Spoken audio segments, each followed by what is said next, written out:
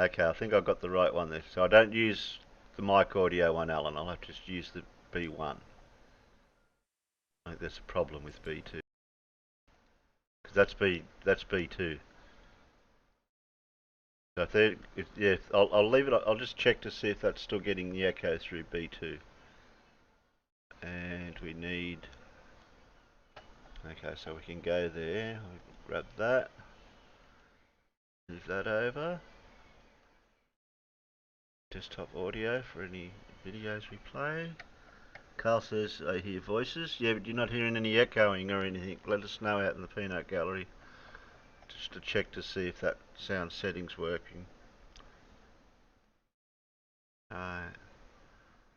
So this is another dry run again. So this is the scheduled night, but maybe not the right time, but we'll work that out later. First time in a while, and I'm right on time. Not even right on time, no name. You're late, and so was I. Yeah, yeah. We might end up tweaking the time to probably 8 o'clock, I think, just to help some people out.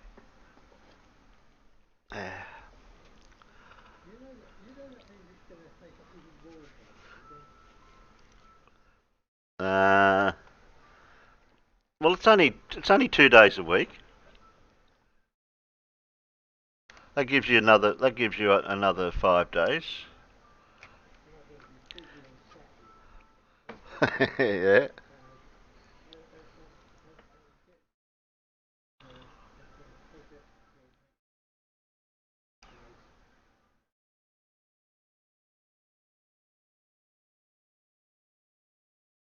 Hmm.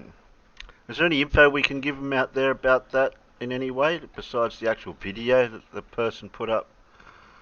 Yeah. No. Okay. We'll have to watch this. You'll have to watch this space, Peanuts, to see what comes of that. What we can give you.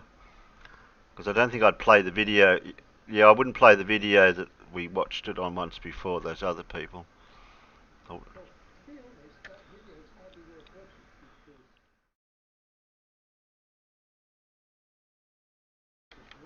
Hmm.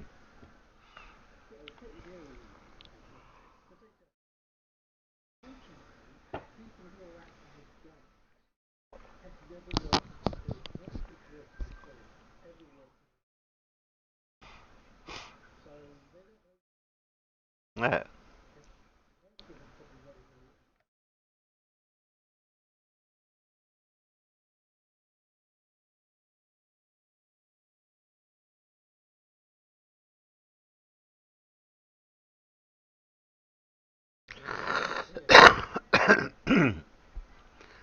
They're saying that you're very low.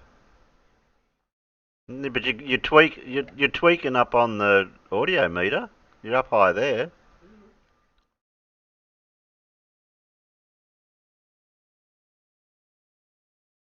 Oh, I see what's going on here. You're coming through B1.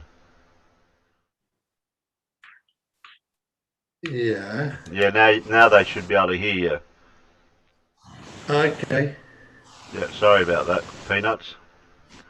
So that B1 is used for your feed, but then B2 says mic audio. So we'll just have to wait and. Yeah, you got that's Terry. This is because you don't want. This is because you don't want to use potato, and you really need more channels to make it work right. John, are you trying to make love to your microphone or something? Sorry, Alan. What's that, Mike? Sounds like somebody's trying to. Sounds like somebody's trying to make love to their microphone. Okay, so I sound like a daylight, so that means Oh. I can't use. Oh. Okay, so that means I can't use B2 for now then. Oh, I'll turn off B2. All right, I'm still coming through B1 with Alan, but I don't need B2 for some reason. Well, you'll need that later when you go to play videos. No, videos is on desktop audio. There's a separate feed for that in OBS. So that'll be alright. Okay, as long as I'm not, as long as all this. Exterminate! Yeah, that's a Dalek. Well, speaking of videos, I'll have a look and see what's been happening this week. And that's a That's in German or something, and wasn't it?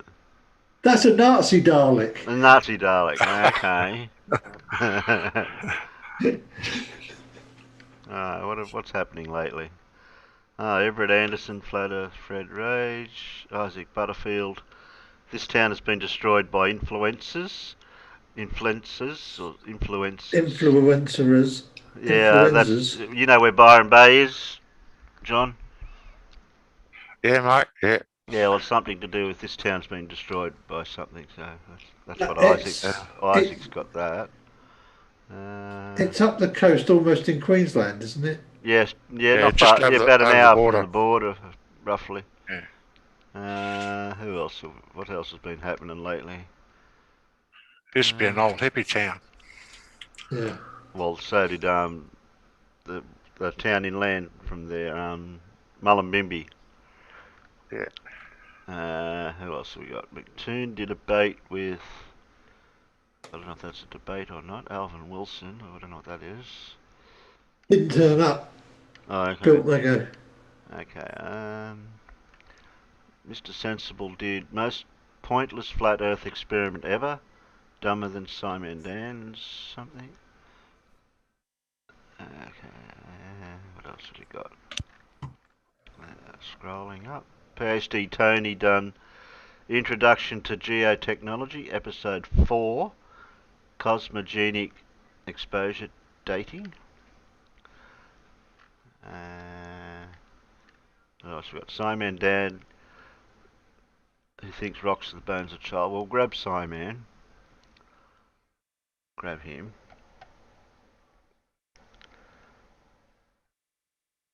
We'll grab Isaac as well.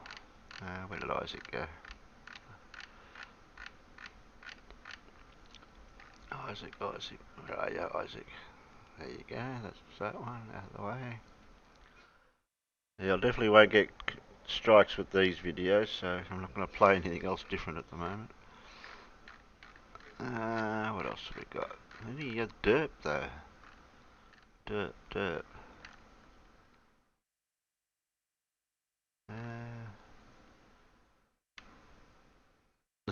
Isaac Butterfield's most offensive jokes, part 2. How long does that go for? There it goes for 14 minutes. Scott Manley building Lego shuttle, part 3. If anyone's been following that.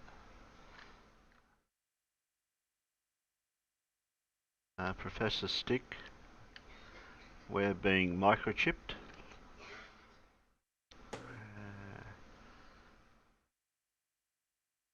Looks like an EM drive is officially dead. Experiments fail. So the EM drive not going to go. That's from Anton. McToon had an epic debate: chips versus crisps, Irish versus Fohammer or something. Oh yeah, but that's just like crisps and chips. No, I don't want sovereign citizen stuff. We know they're crisps, don't we? Yeah, we know they're chips. Yeah, we do. Definitely. Yeah. Nothing like a good chip, mate. I thought you guys called them crisps. No. No, we just call them. Well, yeah, that's the argument I know. Crispy chips. Because chips are a long square, yeah. pieces of potato deep fried in oil. Yeah, that's hot chips.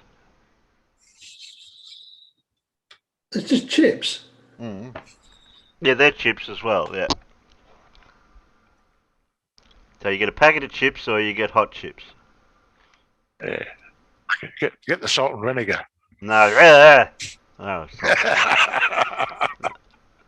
What have we got here? Bob Science Guy. How long's Bob go for? Well, hi everyone and greetings. Oh, Bob goes for 9 minutes. He's got QE's Flat Earth Proofs, The Fallacy of Flight. Anyone voting out there yet?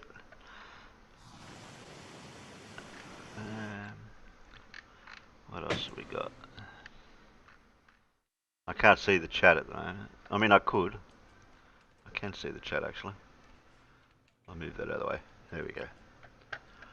We have slap. What do you mean slap? Hot chips. What's the crisps? I want one. Slap means floppy. I don't know if I'd like a floppy one. What do we got here? Something. Schrodinger's cat versus Donnie Lee. Carl says he votes for Mr. Sensible. You vote for Sensible. I don't know if I haven't seen a Sensible yet. You said Sensible Did I say Sensible? ages ago, You sure? didn't he, John? I don't. Yes. I did? Yeah, Okay. cheese and biscuits, did. mate. Okay, I'll have a look. I don't know where I don't remember seeing Mr. Sensible. Everett, Isaac,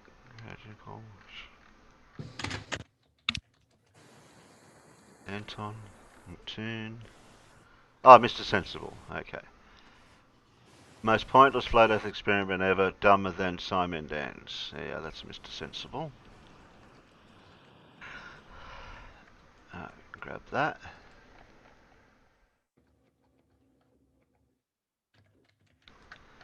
Right, where was I? I've got Simon Dan, Mr. Sensible, and Isaac. So there. I don't think there's been any much dirt for the last week that Arwen. I don't know. Sean's been doing Arwen. Everett Anderson. Oh, Everett Anderson saying Ranty sold out, so somebody's complaining about that.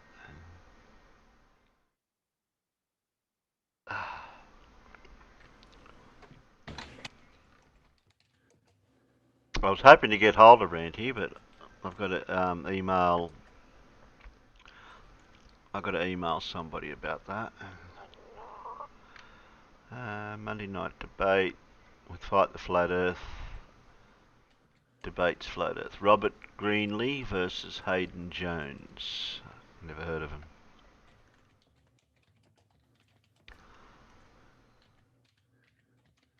I don't know who they were. I don't know how that went. That one. What else we got? Ex-Flat Earther versus Flat Earther. Another Monday night debate. Oh, that's in Fight Live in 5 days. That was the same one. It was postponed.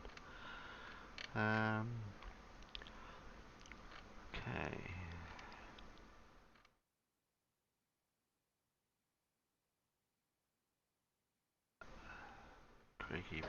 Creaky Blinder did a 50k special.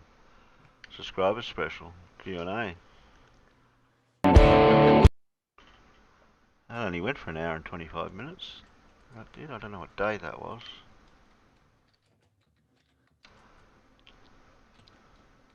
Back on the 5th.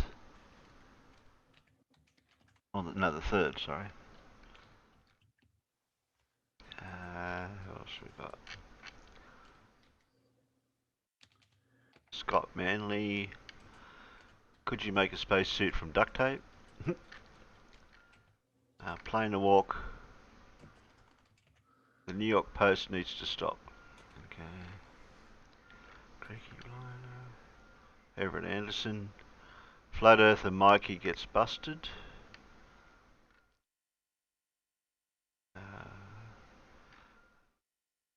Alright, now we're going back before there. Where's Wally? Okay, we'll grab Where's Wally because it says Ranty here is drop over Blackpool Way shot something by well, I don't know, can't work out the title of that one. Grammar's not good. Well, that's a Wally anyway. Keep Wally happy. No, upset Wally. Anyone watching the little helicopter flying around on Mars? Been following that?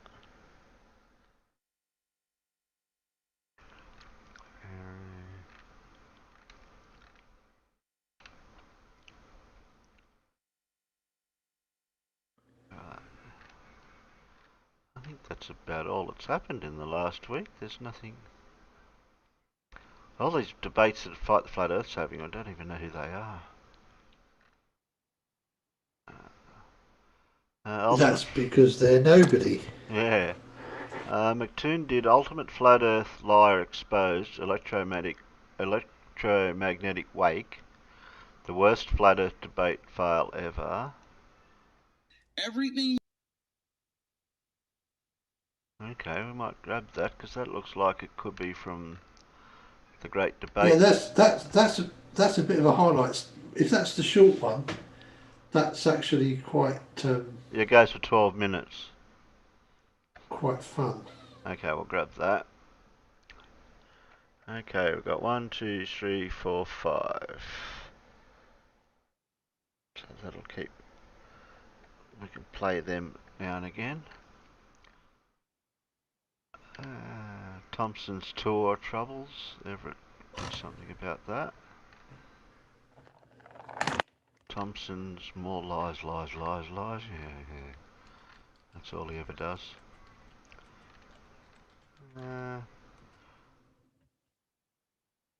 Confused Scotsman projects straw man from Hugh. I think that might have to do for now. I'm going back to when last time we streamed. Yeah.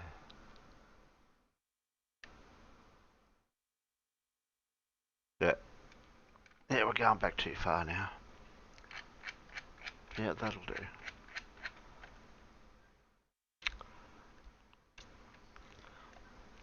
We won't bother voting. Not enough people. Not enough people. They're all gonna vote for 4 anyway, aren't they? Yeah.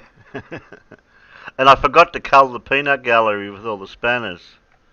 I threatened to do that. What's a chippy again? As in a person type? Oh, that's a carpenter. Or a builder, Yeah. Carl. That's the nickname for a Well, chippy. yeah. Carpenter and joiner. Yeah.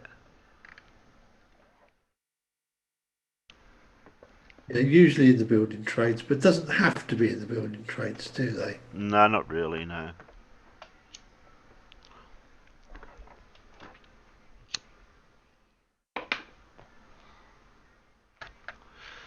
Okay, get out of there. Don't need Discord for now. Alright. No specific order, I think. Okay, from that one, we'll just play it from the tabs that way.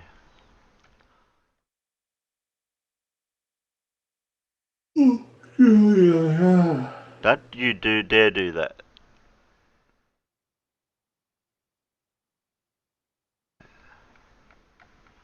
My vote didn't count. Well, what did you vote for, No Name?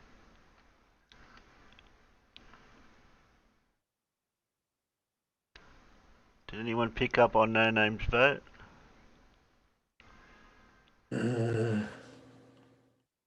Oh, he said 4. Yeah. That's a good video. Which one?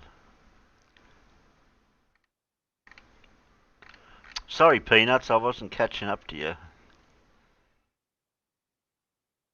you. What time of day is it over there for No Name? Is he at work?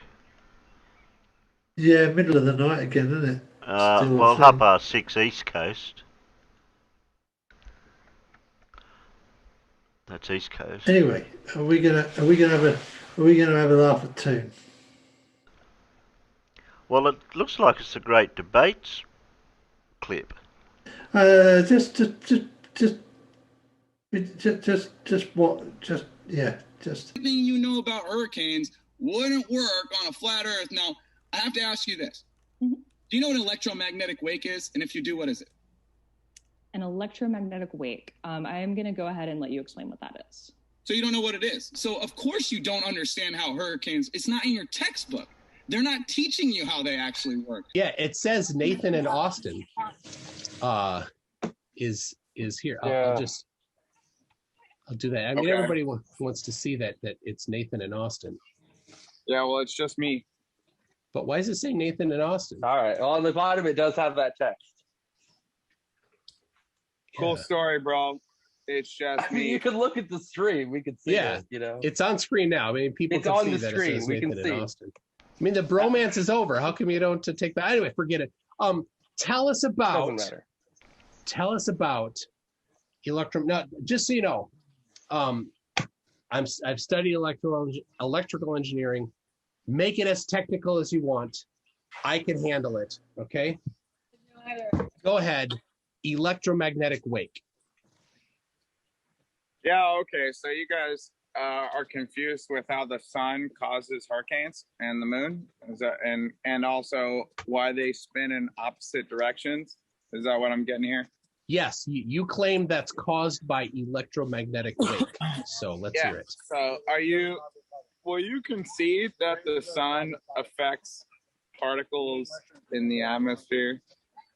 I'm waiting for you to explain electromagnetic wake. I asked your dumbass question, McToon. Can you answer the question or not? Does the sun affect particles in the air? It's a typical...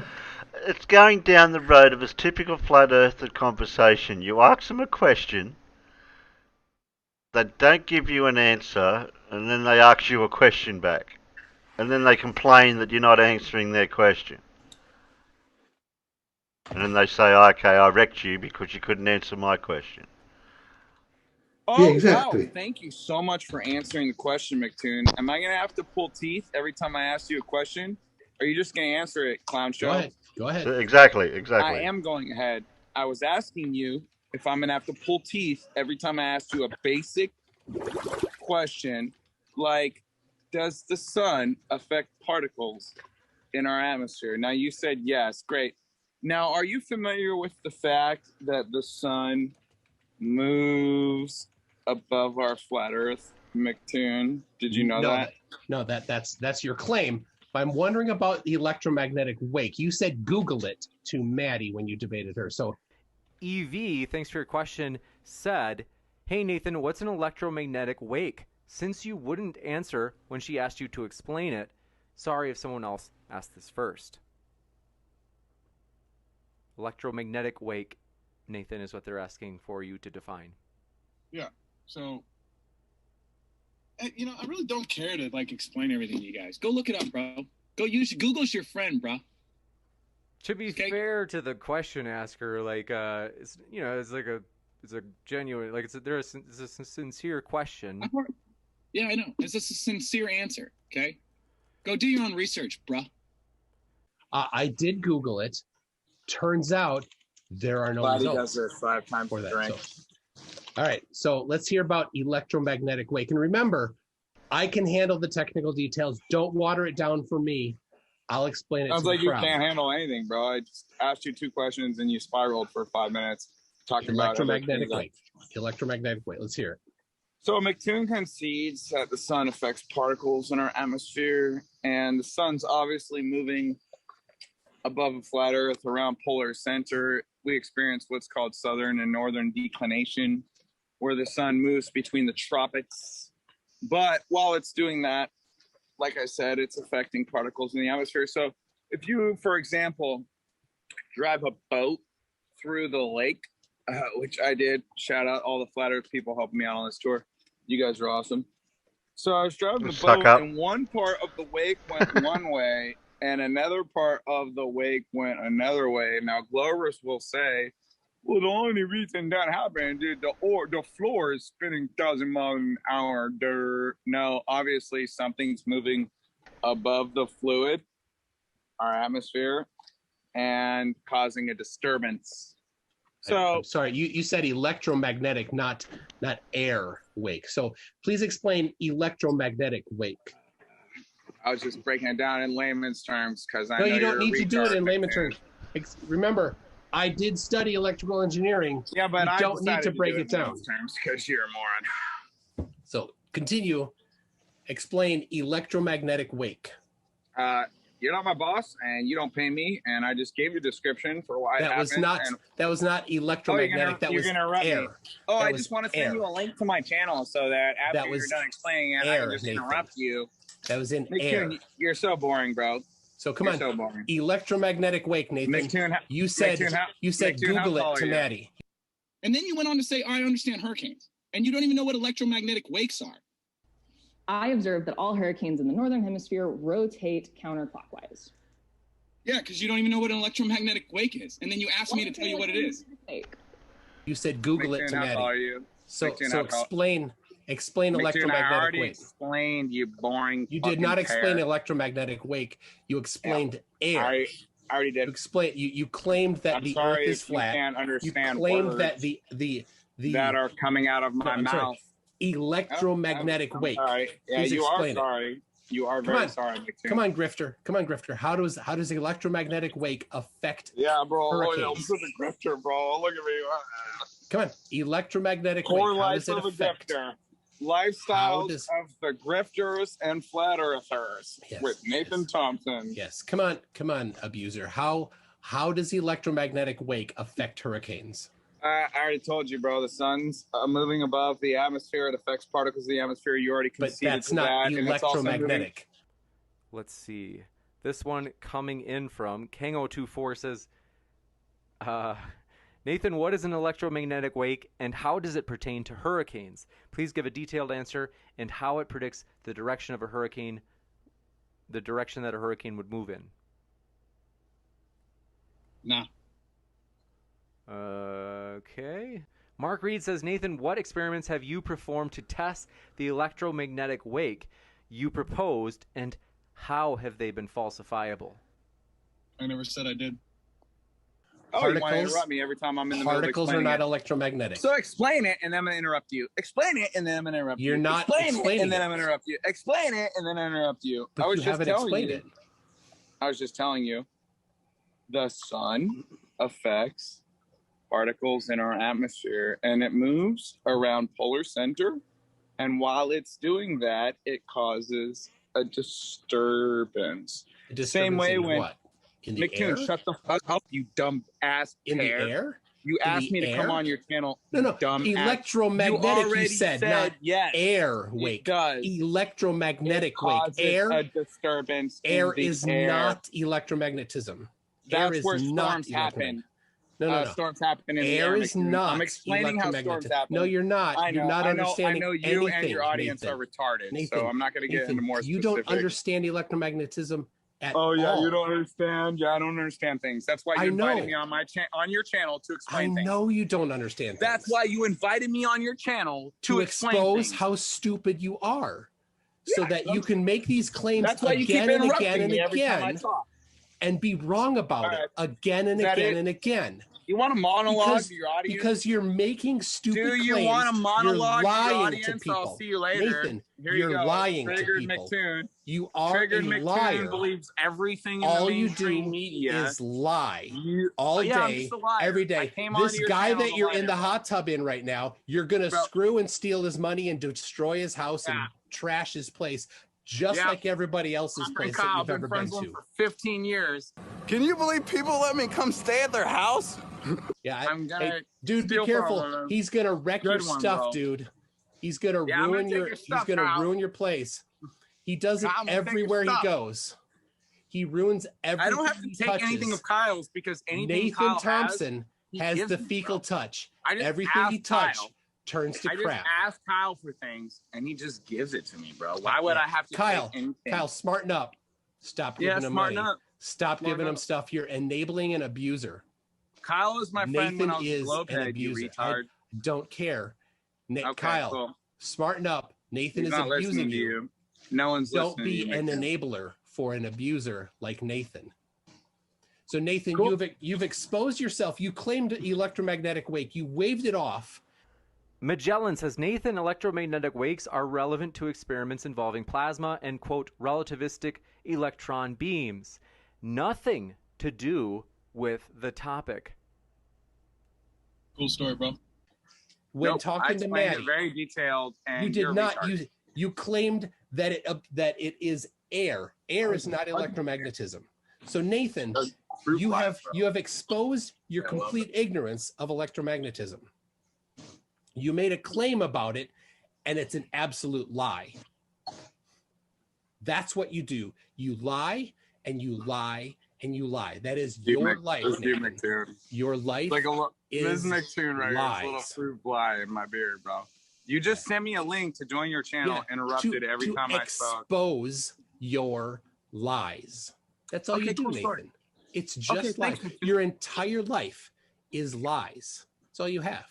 You guys hear this guy monologuing, bro, to the audience? Like, oh, you're just a liar, bro. You're a liar. So you have, oh, but it's because I have exposed that you have nothing, Nathan. Not that I have nothing. I tried to explain it. You interrupted me every time. You failed to explain it. You made up some stuff that you don't understand. You actually conceded the sun moves through the atmosphere and affects particles. I didn't. Yeah, I said it affects particles. Absolutely, it affects particles. Okay, cool. Well, that's my argument. But the sun... Max. But you said electromagnetic wake. Electromagnetic wake. You just conceded my whole argument, McToon. You're a fucking dumbass. You didn't support anything about electromagnetic wake. You don't even know what that is. It's like over your head. Well, thank you, Nathan. It's pretty clear that you don't know what you're talking about when you said electromagnetic wake. You somehow thought that saying air was going to solve your problem, but no, you made some claims and you couldn't back them up because you don't know what you're talking about. So it is all lies. Your entire life is lies, and it's very sad. So I'd strongly recommend that nobody support you anymore, because it's just enabling somebody that is has some serious problems. But anyway, thank you for watching. Be sure to like and subscribe, and maybe we'll get some more electromagnetic wake in the future.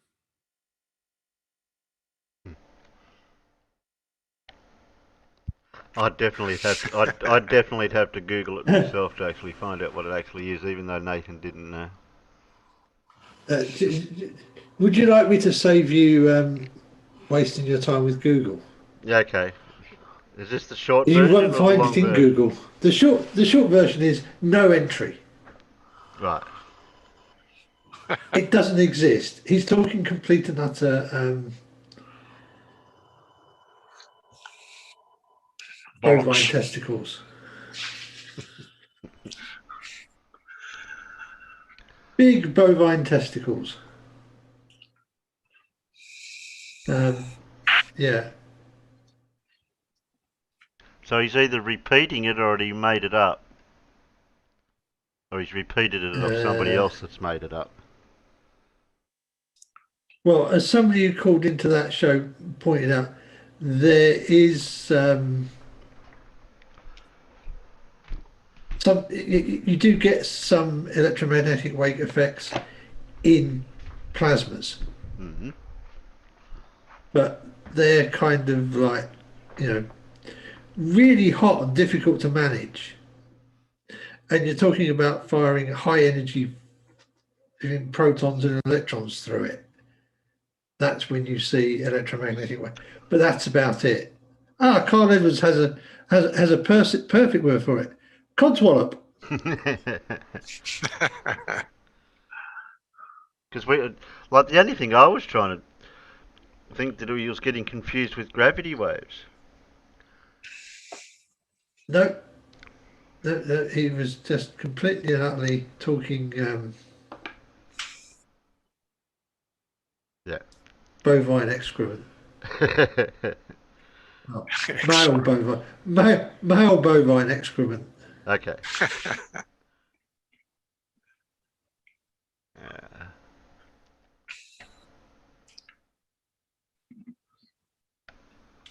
All of the above, that's right.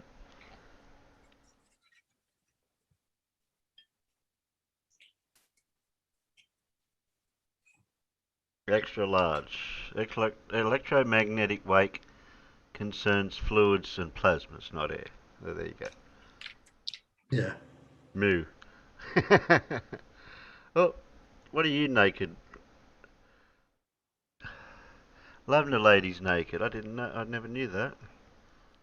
I better fix you up. We don't want a naked lavender lady running around. Long time no talk.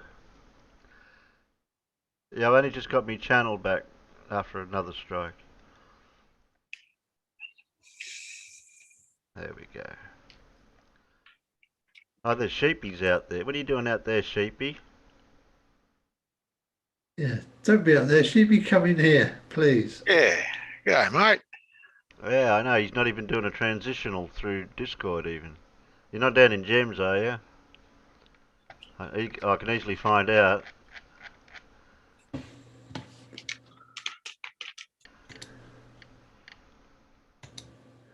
Nah. I'm spying on him down there. See, he's down there. Oh.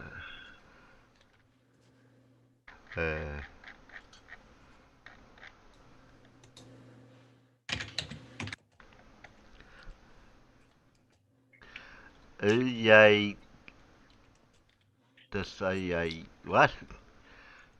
Ah.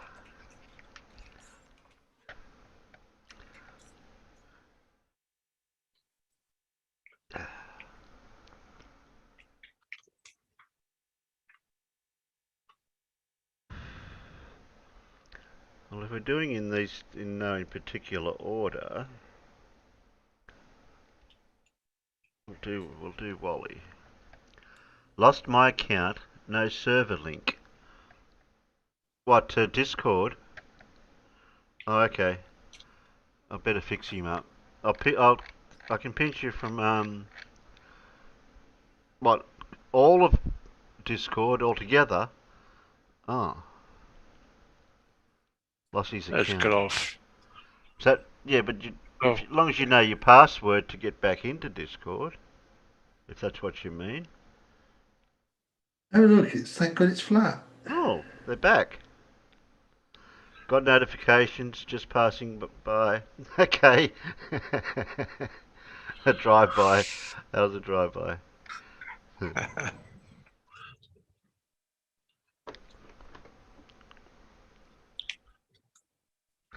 So what, are you going to make a new account, Sheepy, because you lost your password or whatever, or is that why you haven't been down there lately in Gems?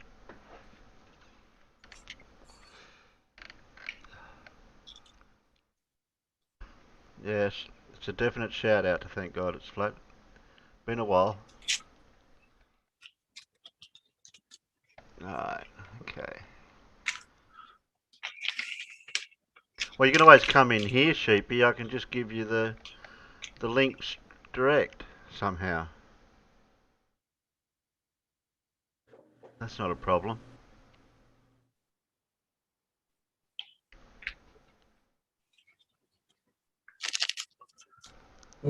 Oh, just.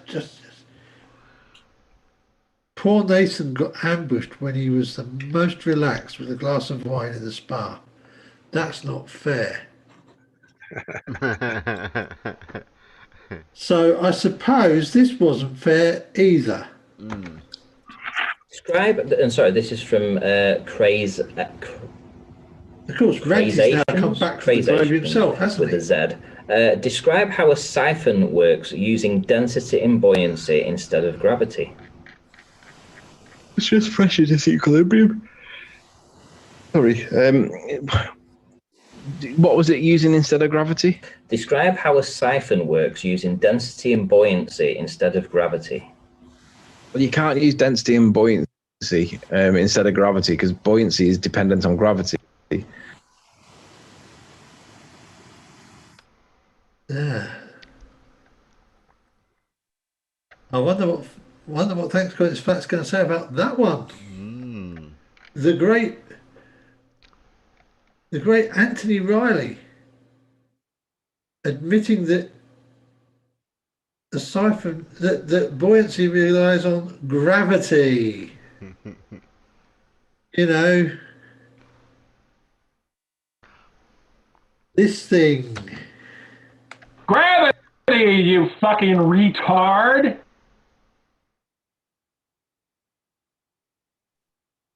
Hey, Sheepy, you're all back to normal now in Discord. So you're sorted out. Is that the voice of that traitor? No, it's the voice of a man who.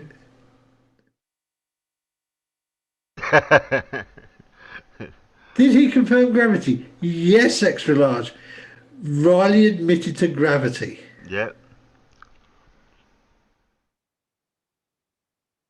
With what while talking to somebody else who has now come to their senses. Yeah.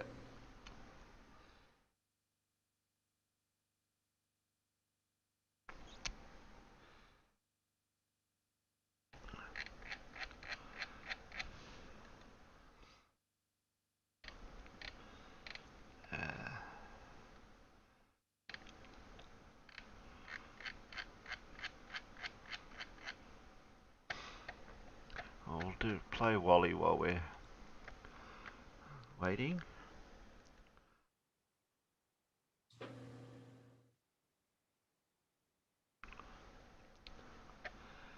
And play.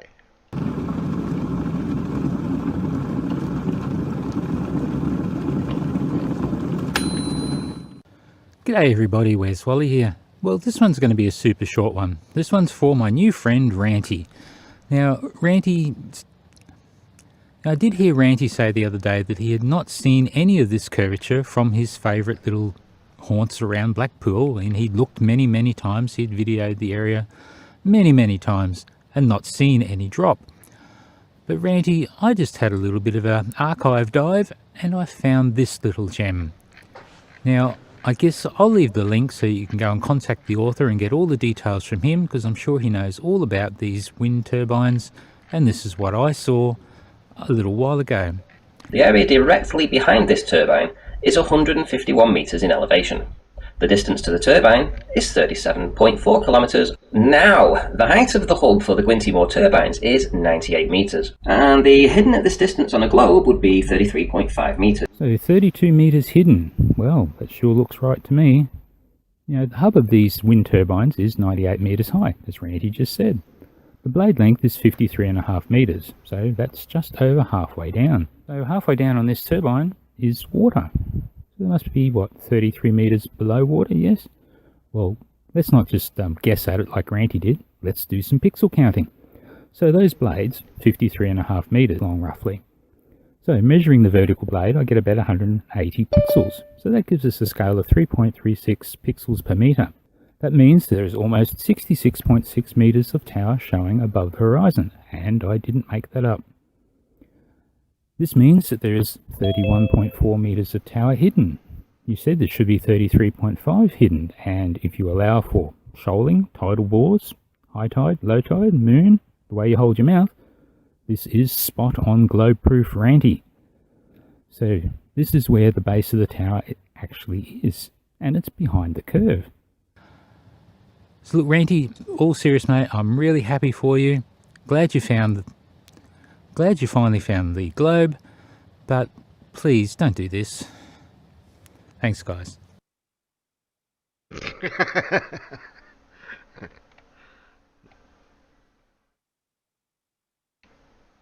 a good one, that one. Yeah, he pulls the sheep out of the thing and it goes jumps back in again.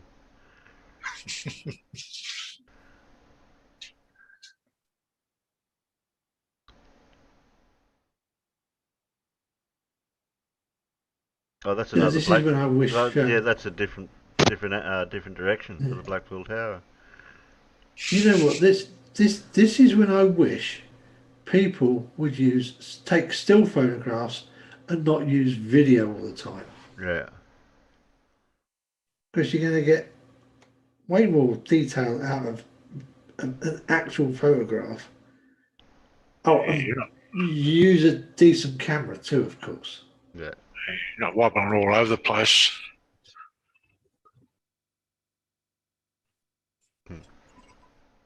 So those videos were Ranty's earlier pictures for it. Under a blood red sky. Who's that person? Hello? Hello. Hello? Hi. Hey, Sheepy. How you doing? How's everyone doing? Good. Yeah, good, mate. That's not you out the peanut we're gallery good. under a blood red sky, are you? No. Don't know who that is. That's one of the name. That's one of the names of our mountains. Oh, sorry. Volcanoes. Oh, I'm not gonna Inviting, isn't it? I don't know who. I can't give them a span. I don't know who they are. Not a problem. Trust your judge. I trust your judgment, Terry. I'll I was wait. going to say, Yeah, go. sorry, I just wanted to say to Extra Large in the chat, we are actually being kind to Ranty. We think it's a good thing that he's come to his senses somewhat, and Terry's been trying to get him to come on and chat with us because we would like to chat with him. Yeah. In our usual relatively kind way. Not like Well, some we of the never mock him too much. not like some of the others that have been on our show that seem to have disappeared.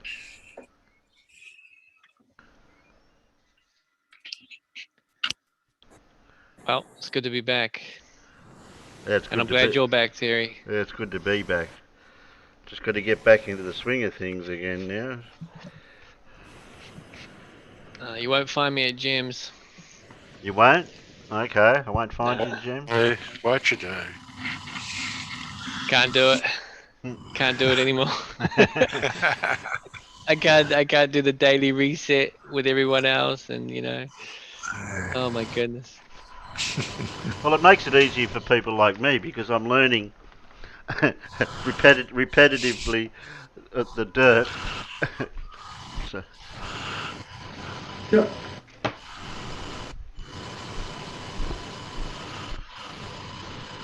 Are you 3D printing at the moment, Sheepy? Yeah, can you hear it? Yeah. What is that noise? I thought that was John snoring. Hey. Because it's John's microphone that keeps lighting up. Oh, okay. So it's the sound Yeah. of. It might be the sound of his computer that he's. It's not that. Yeah. Sound like you're getting a message from the big head. I thought it was your 3D printer at first with the sound.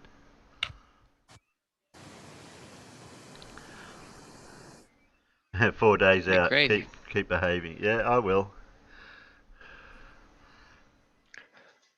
Yeah, I don't know what the noise was, Carl. A mystery noise.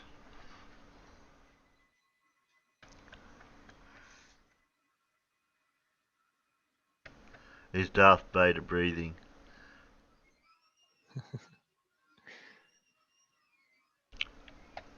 Yeah. No, you can see my username. Sorry, my user profile picture. It's the Flat Earth lunar eclipse, and yeah, that's pretty much where I left Flat Earth. Oh, There's about okay. 15 of them back to back, unable to answer where the lunar eclipse, takes place on a flat Earth and how that happens. And that was it. I was just like, I'm out. I can't listen to you people teach me science and all the other things you get wrong. So yeah, I mean, I'm glad you're back. I look forward to carrying on, learning about real things. Yes, that's it. That's what we're here for. Things we can actually search and talk about, and but yeah, I think someone. But the dumb and the derp's still going to be out there. You can't get Oh, away. that's fine. You can't get away. That's from fine. It. I mean, I saw Lindsay's updated model the other day. That was something else. But yeah, I think someone went after me on Discord after I left them with some battle scars, and yeah, went after my account. So that's why I got taken out, to be honest. Oh, okay. So yeah, that's all good. Yeah, we better do a Lindsay too in amongst these videos, otherwise the peanuts might complain. Well, it wouldn't be right, would it? Yeah. Actually, we might get it out of the road. Stop sharing for a minute.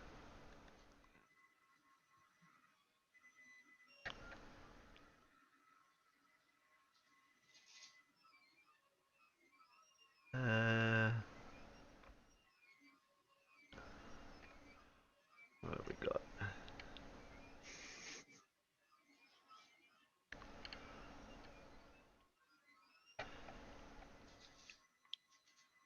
Oh my goodness. Well, Paul's not here He's made tonight an by the actual look of model. it for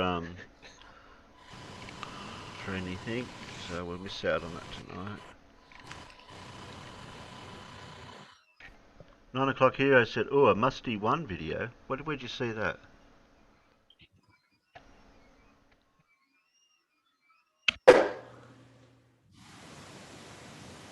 Under the blood red sky, it was the name of a U2 tour. Okay. Where are we?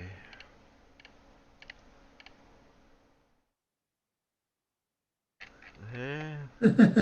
Terry Davis, wait, I'm trying to work while listening. Lindsay will cause me to foam at the ears. Well, I'm just looking to see. Oh, they're talking music in the side chat as well now. Yeah, I'll let him go. Yeah. It often gets round to music with that lot, doesn't it? It looks like we looked at, this is our flat earth design system. There, that one's been watched. Yeah. I did baking a cake there, mate. I got no idea. How long was that one? How long was that one run? Oh look, there's another 2713. Oh, here, yeah. Yeah. Okay, so that's that one. That's going to end up with him getting all thingied. Okay, okay, we might do that one, and then we'll do that one next time because it's part 1 and part 2 of them two. So, celestial navigation is easier than you think. Okay. Knowing Earth is flat. Unmute him then, Terry. They push your monitors back and all that stuff. Face palm protection. Yeah. Must be Good worn. idea. Good idea. I might hit it. Welcome to another video. Lindsay's Flat Earth Science site. Today, I'm going to show you a bit of celestial navigation. And not too much of it, but I'll just show you what a laugh it is that they keep referring to the globe for their celestial navigation when it all works on the flat earth. And if I was to teach you celestial navigation or the basics, it might take half an hour, 20 minutes. But for them, celestial navigation, will he mention that certain device that mariners used to use 100 years ago to get around? Sounds like he's saying celestial with an R in there. Okay. Well, yeah, that's what. That's probably him just being a Kiwi, isn't it? No. Celestial is not celestial. Oh, he celestial. He spelt it celestial. Yeah. He actually spelled it correctly, yeah. But that doesn't matter if he's saying it wrong. Yeah. Well, that just goes in with part and parcel of everything being wrong what he says anyway, so... Well, it's probably extra celestial then. Yeah. What car name was it I was getting wrong yesterday, Terry? What car name? It was a Chevy something, wasn't it? Camaro. Yeah. Yeah, No, apparently I've been didn't. saying that wrong all my life. Yeah, the bloke on the auction site said Camaro. Did he say Camaro or Camaro or something? No, Camaro. And I said, no, it's not Camaro. There's no E in it. It's Camaro with an A. But that's what I've heard them called Camaros in the UK for as long as I can remember. So it's not just me then; it was him as well. It's not just you. Somebody started it off wrong, and then everyone else has copied. If it was Camero, yeah, but it's not. It's A. There's two A's in it. Started off wrong, and everyone else copies. Yeah, sounds like flat Earth. Yeah, that's it. Miro said, good evening, ladies and gentlemen. Just in time for my favourite, Lindsay, mother. Yeah. Sorry, Miro. And we cooked Dora because, she thought she'd turn up really late and miss Lindsay, not realising you were going to start the stream at 3/4 of an hour. Oh, that's a good trick then. We'll start late and then we'll put Lindsay on and people think they miss Lindsay and then they get caught out. the plan of the no plan is still in effect. That's awesome. Oh, yeah, exactly. I have a cunning plan. Yeah, no plan. Never fear. Scones or scones? Now you're going to get confusing, Fondle. And using the globe. I'm pretty sure it's a C. There's so much hoo-ha. It'll take a few hours. It's just a joke. Now, I'll refer you to this video I've just watched, but I'll just show you how latitude. I know no name. That's what I corrected everyone on it. And longitude works, and we're using the flat Earth. No name's saying it is Camaro. Oh, Camaro. Camaro. Well, then spell it right. Yeah. I reckon it's Camaro. Because we got Monaro here, Holden Monaro. We don't say Monero. Yeah. That's probably one of these North American, British and Australian English differences in pronunciation, isn't it? Mm. Yeah, well, see, the A's on its own, so you pronounce it as a singular letter. That's how I learnt me English to do with certain letters, the sounds, because of the prefixes and syllables. So, something to do with that. So, this associates with some other videos I've just recently done about Enoch and the circles within a circle. And your horizon, the arc of horizon, how you move, your arc moves, you move, the celestial bodies, whatever, will as you move away, they'll come down. As you come close, they go like this. This is how it works, right? All the celestial bodies, the further you move away, they'll just go down like this. And they want you to think you live on a spinning ball, but I'm going to show you how that works. So, this is the video. Oh, well, to start with, it reminded me of a few other things related with the arc of horizon. How basically, this is our arc. Wherever you are on the earth, that's your little world above your head. What? This is your latitude, longitude. Sorry. Oh no. That's personal dome. Yeah, he's gone personal dome. Yeah, that's for every individual. No. He's had a Januarism. Oh no. This is going to be really sad. You're working to when you look up at the night sky if you're doing any celestial navigation. Wherever you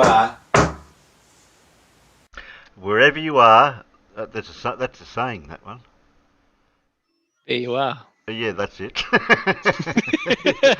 Yeah, I know, there's a saying there. Wherever you are, that's Wherever where you are, there you will be. You basically got this overhead. It's going to obviously be different whichever part of the world you're in, because it depends on which way the sun, or whatever you're reading, is positioned, what time of the day and all that, or night.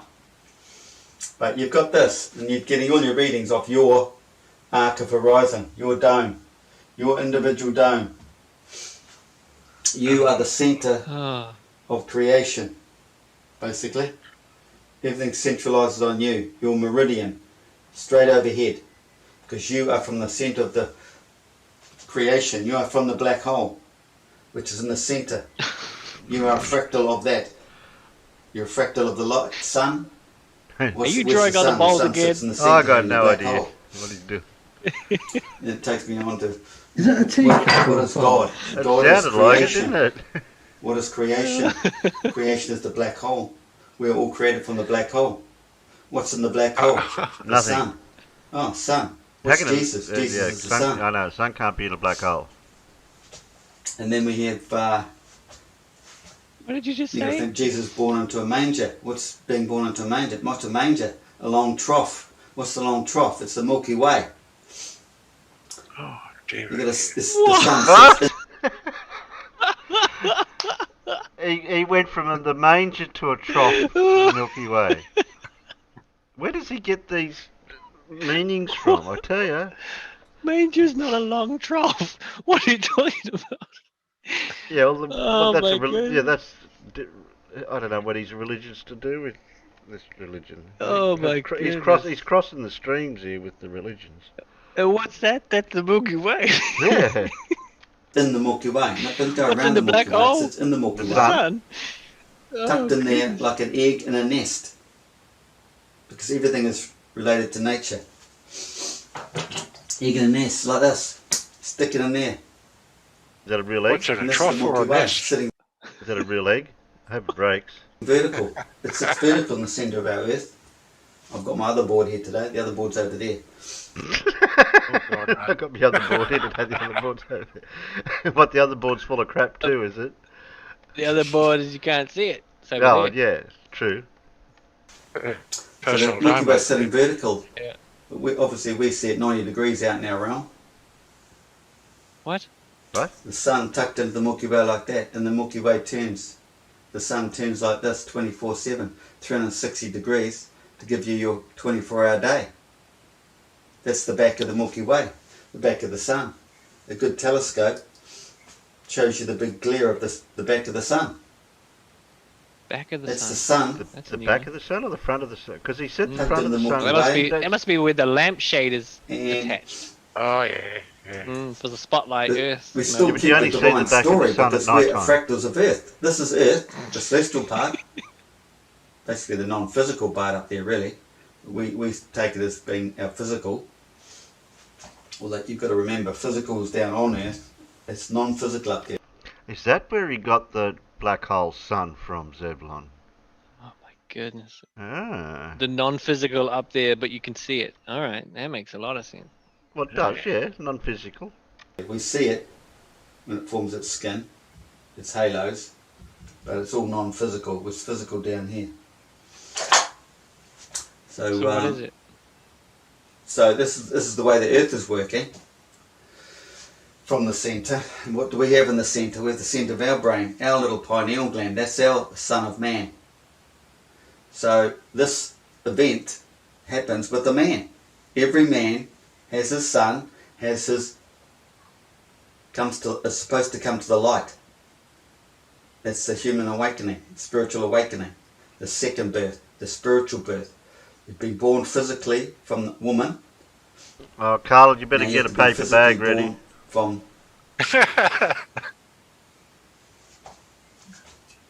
it's a divine awakening. It involves the sun, the moon, and the planets. So there's the sun turning in the Milky Way. Okay, sun. So we go sun. 303 DB said, I son of pay money to Jesus. see Lindsay debate Nathan Oakley. and that's stuck in the Milky Way. But it's also the Son of Man. So there's a man, and all that stuff does happen to a man in the Bible. So, you know, once you really understand it, it's more divine and more mind-blowing than you can imagine. I reckon. You know, some people get upset with all the violence and all that, and then it's a bit emotional. That's killing them off and that. But none of that evil stuff happens. It's not. It's not like that at all. Would it never happen? So Jesus... evil does happen. And in Exodus... Does he actually say anything about celestial navigation? Not yet. Where we have creation. That's all I've heard. All he said so far is that where we're standing on the earth and we look up, for every individual person they see different to each individual. Something. It's madness. So when you look up, Sheepy, you're not looking at the same stars I'm looking at, or not. Right. Because I've got my invisible teacup over my head. Got it? Yeah. More like a teapot. Or it might be an ice cream bowl. We don't know. So the divine event in the Bible is associating man's awakening, which is irrelevant every day, because every man's capable of having it, but it refers to just a one-off, because it only happens one time to one man. Each man can only happen once, and it can only happen to Earth once. I missed that. What can only happen once? Awakening. Yes, Colin, I'm back. Every cycle of man, the flood. Because when he's dead and gone, that whole system just drops. The sun. Dead's gone. I can't do the accent. Thank you, Jesus, or something. Dies. All atmospheric moisture just drops back onto the land, and there's flood and chaos. Yes, 9 o'clock here. This is sort of nearly where it's at. Until the sun is created again, heats up the enclosed dome, so the bubble. Well, we could do a recap for 9 o'clock hero for the amalgamation. Well, we've got Riley's egg, we've got the dome. You got the we've got religion. pineal gland. We've got religion in some way. Yeah, the trough. The trough is the Milky Way, which is the manger, which was Jesus, which was the Son of Man, which was Don't forget inside the there. Which is an egg, and that's where the sun is. It's in the middle of the Milky Way, but it's not.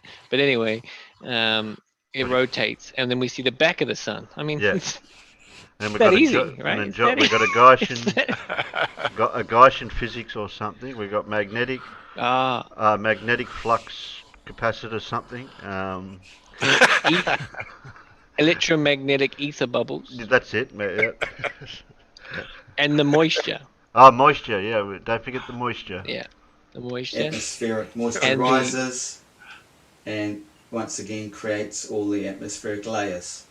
And all the atmospheric layers are waters, divide the waters from the waters above. There's dividing the waters from the waters. That's up there. You got this. Now he's trying to re-quote that from something from the Bible, but I don't think it actually says that. I don't know what. We'd need a citation for that one, Lindsay. Seawater down here. No, the turtles. Has he done Not turtles the turtles yet? yet. The turtles are coming up. Turtles are coming up. I don't know if he actually has turtled in his donut. Refer to my profile image after the video. Okay. Level and places when the I know where moisture you got rises, that picture from. That was the sea level. Thief. Atmospheric moisture layers, layer upon layer. That's the 7 layers where we get our 7 lights of the spectrum. 7. Why'd you come up with 7? Why is it significant? No, we know Jesus walked on water. So what I say Jesus was, Jesus was the sun. Oh, the sun. we know he did. Water. Jesus at the top. He must have seen the life of Brian, mate. So he's put man sitting on top there. Well, that's the sun sitting at the top. Top of the six layers. I reckon he must have seen Dynamo, because Dynamo walked on water. Or 7 layers. All those layers, all those coloured of our spectrum make up the white light which sits up here. So we're always seeing our white light in our arc of horizon. So everywhere we go, every man has one of those above him, his own arc of horizon. Just depends on which part of the planet he's on, Earth he's on, as to where the sun will be. Was he correcting himself then, was he?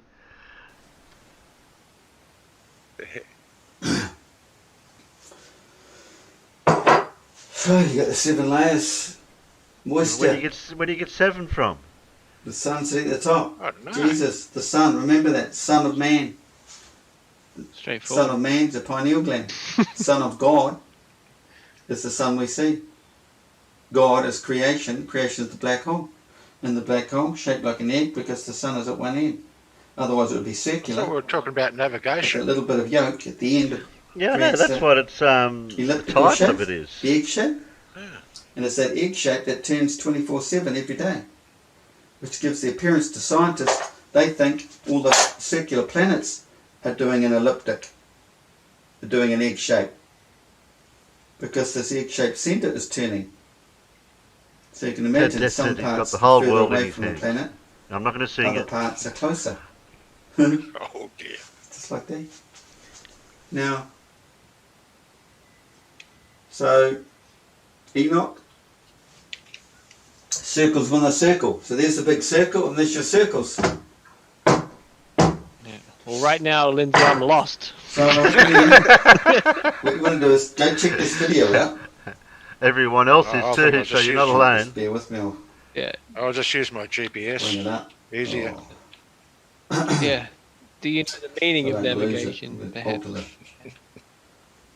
Alter the time setting. What do we got here? Navigation? No. What? Time bar, then go. You don't know how to use a mobile phone. Spur of the moment thing. Don't know what I'm doing. Yeah, we know that. That's evident. Right. Yeah, that's evidence, yeah. We'll have to take soundbite of that one. Man. It's the first honest thing he said. And he gets his phone and tries to show it up to his camera. You think he'd invest in a tablet or something if he's going to do that? Display. There it is. 5 minutes. Or edit it afterwards and put the screenshot of it on the screen. So where are we? In editing in YouTube Studio. Video here. Terry, he doesn't even have titles when his videos begin. Celestial navigation made easy. Where's his watermark on the corner of the screen? He hasn't even got that. No. He doesn't even have a profile picture. No. Okay. So I'll just show what it's doing. And that's why he uses a blackboard. I think he's technologically retarded, I think. Get my globe. Oh, he's got a globe. Let's take it off the comedy shelf. So straight away it's getting you to look down through the centre. So basically that's the centre of our flat Earth. That's the Arctic. So now you've got your flat plane of Earth. So forget the stupid ball. And this is how he draws his longitudes. Fair enough, right? I think he just threw it. So, and he's telling you whatever this is the same as out here. Who is? What have I been saying all along in my videos? No one really knows. I've got no idea what you're talking about. It's just like a clock. If it's 1 o'clock there, it's still 1 o'clock back here. It's just the way it works. He said said that it was right? the top down was the sky, and now this is looking top down bird's eye view. Now he goes on to very confusing. Latitude. Think, well, how's that going to work? How's the latitude going to work on our Earth? So, yeah, they're circles. On our flat Earth, there's the equator. Yeah, they're circles. The centre, right? They all have the wrong circumference. And then you have your... Well, yeah. Before it was from the center of the circle up was the sky, and that was the land, and now he's just... No, because now we're looking down, aren't we? Yeah, now we're looking... Now he wants you to go back to the ball. Sorry, now we're looking groundwards. And then we draw the equator around the ball. So now you have to Now- imagine now you're looking explain side from on the to a equator to ball. the South Pole. But you don't have to. So he draws Now the... you have to imagine, but you don't have to. He draws Oh, you don't the, have to imagine. equator Okay, I here. won't imagine then.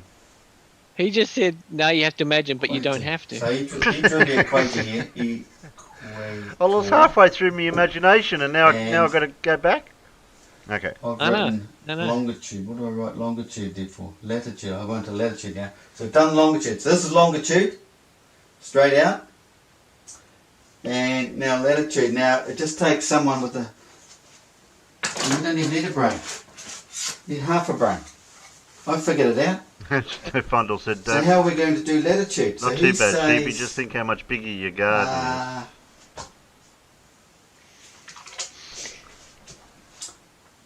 Oh, we've got a They book say out. the light Oh, we got is notes. coming in all parallel lines because they are so far away. So the sister bodies all coming in at parallel lines. No matter who you are, all the light's coming in parallel to hit you as individuals. So no matter where you are, it's coming in parallel because everything's just so far away. Exactly. Otherwise, if it was local, it would be like this, wouldn't it? But wait. because it's so far away, hang on, Terry. they want you Terry, wait. Wait, what?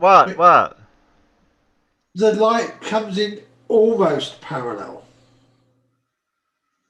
The sun is half a degree wide. Oh, okay. Yep. Okay. But he said the sun was in the middle, and that was the vortex of the place of inaccessibility, and that's where the sun comes from. Now the light's coming in from somewhere else. Yeah, the light's projected Parallel. from there off the dome, but we don't know how it projects it off the dome. All right. So this is Lindsay's 2 model. Lindsay 1 has a different version. Got it. Yeah, But he'll this throw- is yeah. 2.0. Now the sun's still in the middle, but everything gets projected outward onto the dome, onto the donut. Oh, perfect that parallel all reflection the light back. Yeah. all comes in parallel like that. But there's a joke for a starter. There's Zevlon saying, hold on. What?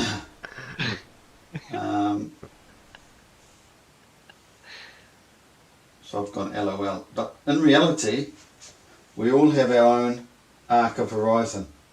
Looking out from the black hole, coming straight at us. Meaning, we are the centre of creation. Everything's coming at us, direct. So, you imagine... That makes no sense. No. There's your arc of horizon. There's your flat earth. There's your horizon. There's your there's You're your going to put horizon. pineapple on that pizza. But there's your arc of horizon. And all the celestial bodies are up here. What are they all looking at? You're obviously in the centre. You have to always be in the centre of your arc of horizon. If you walk this way, your arc's going to move with you. And it's always looking at you. Everything is aimed at you. So this is your wheel within a wheel. Wherever you are around the earth. Oh no. Now, Yeah, that's right, Fondle. He doesn't even understand his own so how do I? Okay, there's latitude. How does he get his latitude? So okay, so we get rid of these longitudes now. And he wants, this is the equator. So he wants you to think you're looking at the side of the ball now. And this is the equator. He wants you. This is the flat earth equator. Who's he? This What? is the equator. Where? He just And said. he now tells you, Yeah. What? it's the angle I think Lindsay he's talking won. about some globe thing. of think the you're talking about Lindsay equator. Off the centre. I'm pretty sure it's up the... It says it that way. Oh, he from the video. Okay. He's about to show it.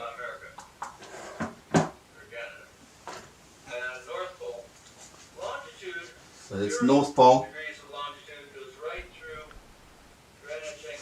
I'll do the longitude now. 1 second. And then longitude is quite simple. This would be 10 degrees of longitude. Well, let's talk about distance. I just read a comment Just in the having- side chat. Here we go. He's just having a quick Yeah, there it refresher. is. See. So he's talking. He's talking about we're doing slices through the ball. All this garbage, unnecessary garbage.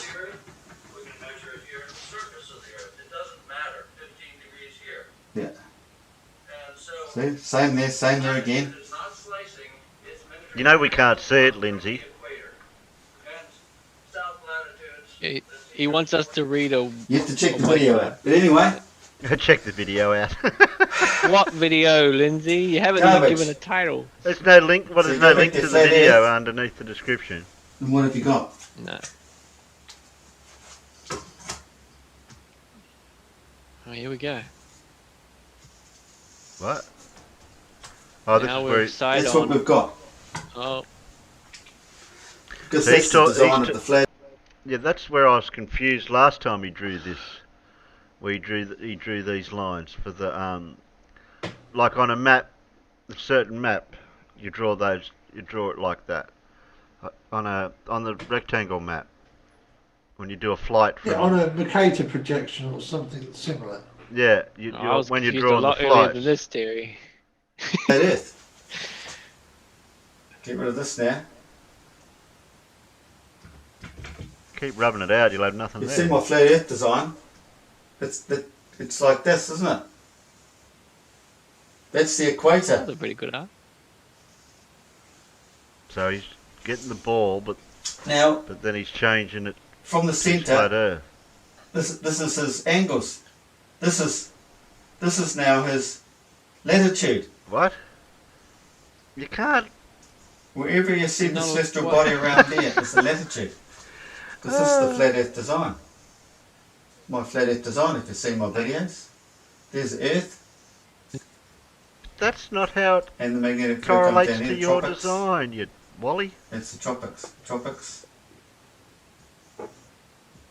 The tropics. So that is now latitude. All right. Not sure if you can see that.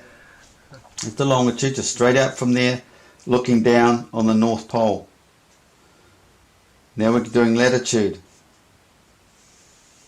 Just from the top here, or So, Right. so there's your Yeah, but It's the same. that's his dissection Okay, of his, I've missed that bit out. donut. that he's okay. drawn So in the we middle, but now he's on the got flat lines Earth. There's our upwards. equator out there. The equator's out there. So that's the centre. Oh. No, you'd have to And- do and a look, top it ends up down being of the your centre of that donut, arc. you Wally. Which is the same design as the flat Earth model. Remember, it's a donut that goes right around there. There's the centre of the donut there. That's where the sun and everything sits in the middle. Yeah, you got it on the wrong axis. So this is celestial navigation. Everything reverts back to the centre. They're trying to take the centre of a ball, a sphere. No, centre of Earth, because the sun, everything is there, but it's all projected out around here. Yeah, We see yeah, it that's right. around here, don't we? No, we don't see it underneath the Earth. So these are these wherever you are. These are these wherever you are. That's straightforward. Yeah, that is. Yeah. Sextant. Oh. Maybe I should stop there. This Yeah, gets good. it's a bit tricky to explain all this. Yeah, you think? And here you are, wherever you are with your arc of horizon. fucking hell. You being the centre of the meridian, your arc. Is he talking about arc of your horizon, like as in your field of view? I don't know. Yeah. I lost my will to live about 1 minute and 15 seconds into this video. Yeah, he lost me at the Milky Way trough manger. That's where I. Yeah. Okay. There was no recovery from there. Well, he lost me at the beginning when come here to learn science. Wow, this is clearly ancient Agaitian physics. Oh yeah. And they're trying to tell you all the light rays are coming in all parallel. So But you said they I were. haven't drawn them parallel, but that should be straight out there, and that should be straight out there. And what happens is, Should be. But he's not. haven't drawn Is he them parallel. denying that they don't come in parallel or close to parallel? This is. Huh? this is a rough idea. Oh. So you're seeing the star or sun come into your arc of horizon, right? And you want to get to this guy here. You want to get over there. And they, in the almanacs, they have a reading of the exact time you take your sextant reading. They will give you the exact time out of the almanac where the sun or whatever star you're reading will be at that precise time. So what you do is you take your reading. Let's say wherever you are, you read the sun at 50 degrees. Then it's whatever makes up the 40 degrees. And that's what's going to give you the distance from there to there. But what I need to show you is, as he moves from there to there, look at the angle difference. He's right on centre meridian there, but over there it's come off. It's come off. But imagine the lines are parallel. It'd be sharper, wouldn't it? It'd be out here. Because you are the centre. Wherever you are, you're the centre. If you can get that. Who could, Lindsay? Who could, really? I'm thinking he just debunked his own model here when he said they're parallel Yeah, to the other person yeah. it's over there. Like on the globe, yes. Which is impossible. If he's the centre. Yeah. It would shoot straight past him. I watched this last night. I'm not explaining it very well at all, but No, you're not. But what should you hit around it? Yes, But I'll make a video about it and upload it. Yeah. You do not need a spinning ball to celestial navigate. You don't? Check that video out, then you'll probably see what I mean. It's quite easy. The one you didn't give us the link to. Got it. Yeah. And yes, rub it. That's the way. Yeah, rubbed all that out. so they want you to think the light's That coming makes a lot more in sense. parallel rays. Which they What's do. the best way to explain that? Yeah. Oh, here we go. Mm. It's got the cup again. Because He's no not matter gonna be where able you to- are, He's not going to it's explain always it. coming There's from no the centre. way. The sun is shining from the centre outward. So it's somewhere on one of those lines, right? No. It's depending on where you are, as to where that line is going to. It's the sun. If you're there and the sun's shining out through there, But the sun's not in the centre. then you're going to see it on one of these Yeah, but lines. he's One of not your- mentioning it's reflected There's off the the two dome lines. coming back at you. No, I don't think I can explain that very well. No, I don't think you are. I think you're going to have to go Sit down and it's back. all flipping I think he's going to have to go back to the drawing board or the whiteboard. video again to try and to get it across. That was. What else have we got here? That was. What else we got? Throw some more in there. Wow. No, I haven't He got gets it to the on here, point and so he says, "I don't think I can explain it very well," and then he uploads the video. But what you need to realise, you know, even with GPS, these are just grid lines where they've plotted everything for you and programmed it into computers. But they didn't have to be straight. They could have all gone like this, No, they couldn't have. curving like magnetic No, field lines or Not something. even close. No matter where, it'll be somewhere on there. That's just Somewhere the on way you there. plot it. Oh, there. But otherwise, you can plot it on a straight line. Stop a second, just Terry, just stop a second. I know we didn't finish, but GPS satellites do not transmit anything to do with a grid. No. At least not in that way. They transmit their own, all they do is transmit their own position and a very accurate clock. And they transmit it in relationship to a point that is at the centre of their orbit.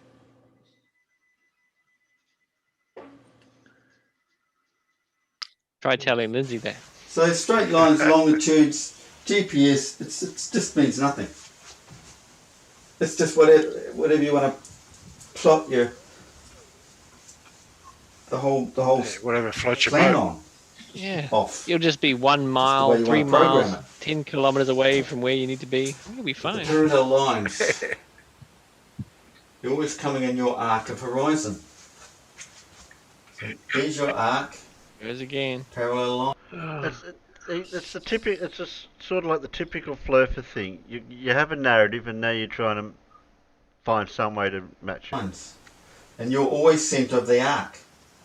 So whether you're seeing the sun here, here, here, here, or here, this is how you're getting your reading. So you use your sextant, you line it up with the horizon, and let's say the sun's here, okay? I thought it was in the middle.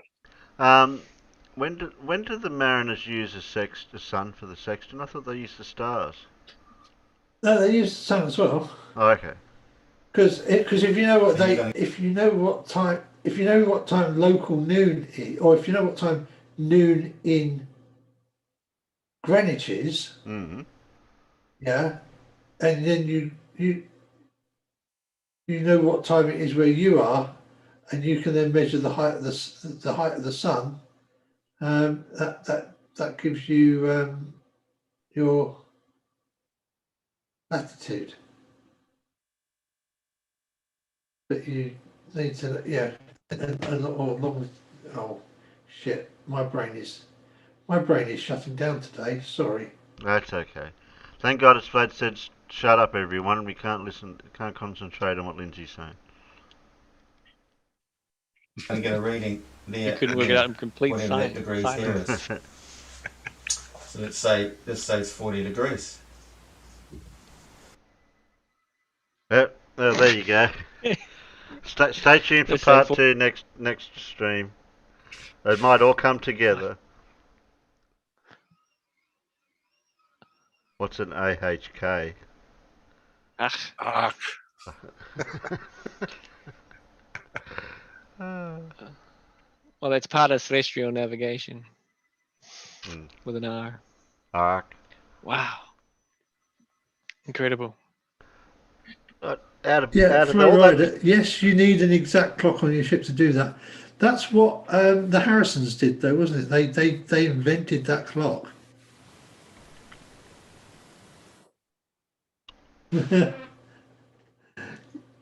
Oh, the clock thing's going to be an interesting story on its own, yeah.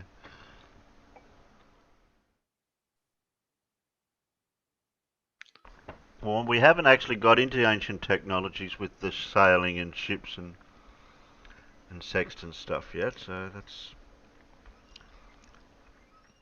Well, I hope you see from my profile picture where the turtles fit into all of this.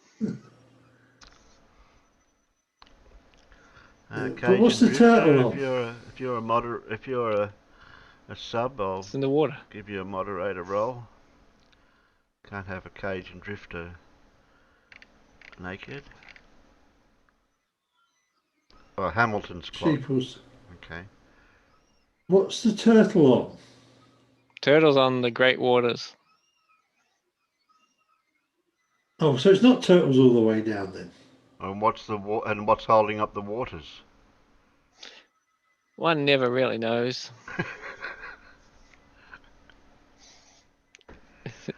Answer pending.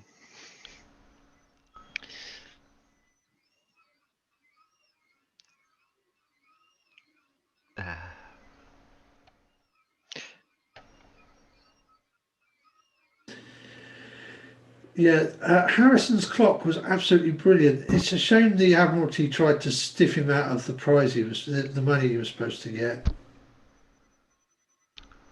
because of course they would. Flow Rider, I read a book about the guy that invented the shipworthy mechanic clock. Very, very impressive. Okay. Yeah. Richard, his surname was Harrison. I think he might have been a Richard, but yeah.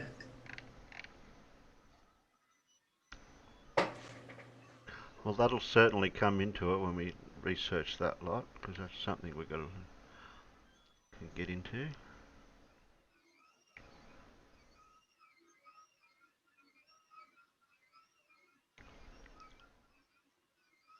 Somebody let Dora know that it's safe to come back. Got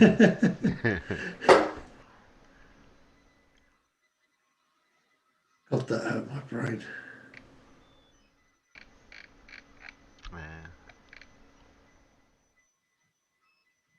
Oh, we won't make it a 4 or 5 hour stream tonight. But well, I've still got Wally left, Simon,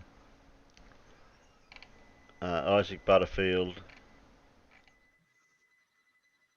Mr. Sensible, and Wally. Okay, this is. Oh, we already watched Wally. We just watched Wally, didn't we? Yeah. Yep. Yeah, we already watched Wally. Bye, Wally. Like 2 minutes. Yeah, Wally doesn't know I'm back either, so I'm gonna have to let him know. Everyone's yelling out the door.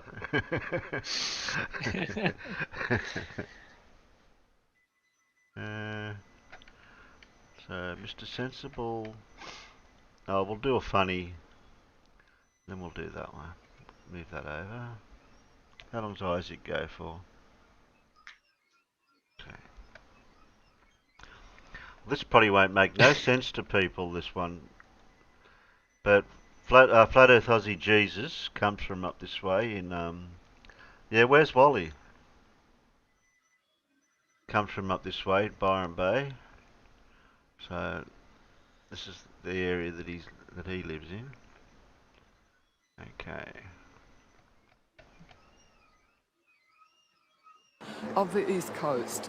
G'day ladies and gentlemen, this is a very serious video if ever I've made one. There is a town in my country of Australia that has been inundated with the worst of the worst Instagram influencers. Just to really cement this idea in your head, here's a little quiz for you. Who are the worst people on earth? A. Terrorists. B. Murderers. C. Child murderers. Or D. Influencers. Actually, that's a fucking easy Hang on, question Terry. to answer. Terry. Obviously, influencers are far worse. I think he should have had influencers on there along with vegans and cyclists.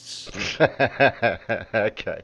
Yeah, but he only had 4 choices to work Than any of out. these, and even Yeah, I'm trying to think what you racist, could have had for the terrorist, fourth child one. murdering madman is still not as bad as a fucking Instagram influencer. They make Osama bin Laden and Saddam Hussein's love child, Greta Thunberg, for some reason, they make her look like a pretty good person. That's how bad Instagram influencers are. Anyway, they fucking suck, that's my point, we all know this. I've had a long running back and forth with these narcissistic, self-loving, Instagram influencing These people truly are the shit dogs of the modern world. But thankfully here in Australia they are all kept to the one town, ladies and gentlemen. And they were sent there by royal decree. I have this note from the Queen. She said, and I quote, all Instagram influencers, I probably should say it in a higher voice, those with the blue ticks and the teeth whitening sponsorships with the fake asses, tits and abs, bleached hair and melatonin injected under the skin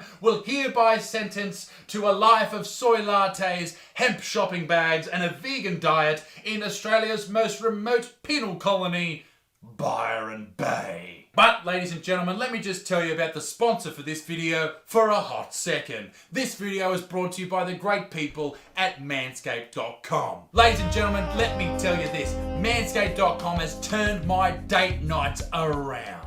Jesus, where is my hair going? Anyway, I'm ready for date night. I've already used the Perfect Package 3.0 and this beautiful lawnmower 3.0. I'm ready to go. But there's one thing I need to complete the date night package. Ladies and gentlemen, to get ready for anything a date night might throw at you, let me introduce you to the new Refined Cologne Signature Scent by Manscaped. And heavy? Yes, obviously. For once you don't smell like shit, you face-pubed wearing fuck. Wow. Your balls will thank you. Now, back to the video. Anyway, long story short, all the Instagrammers, all those fucking people, all the social media stars were all shipped off during the pandemic to Byron Bay. Now, if you don't know what a Byron Bay is, it's a laid-back, surfy sort of joint, about an hour and a half or 2 hours near the Queensland border. It's full of, I don't know, fucking surfy hair, hipsters, hippies, and hashish. Well, probably not hashish anymore. It's probably just nangs, brah. I've had a couple of run-ins with Byron Bay myself. Byron Bay FM tried... Well, the other factoid to do with Byron Bay, it's the most easterly point on the east coast as well. Just thought I'd throw that in. Okay. So the most easterly point in Australia.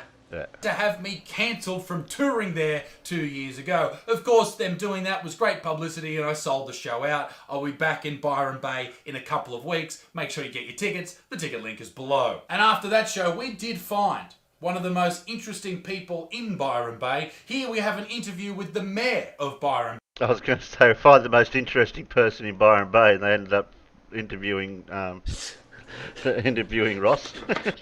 Oh, that would have been. That's what I was just thinking. Oh, wouldn't that have been hilarious? That happened. I'll say here and now, I'd rather talk to Ross than talk to most of these influencers. Oh, wouldn't that have been so funny? Bay. He's a great man, a fucking legend of the Well, he's not the mayor, is he? game. Hey, I love Australia Day. Let's have a Barbie bear. Woo!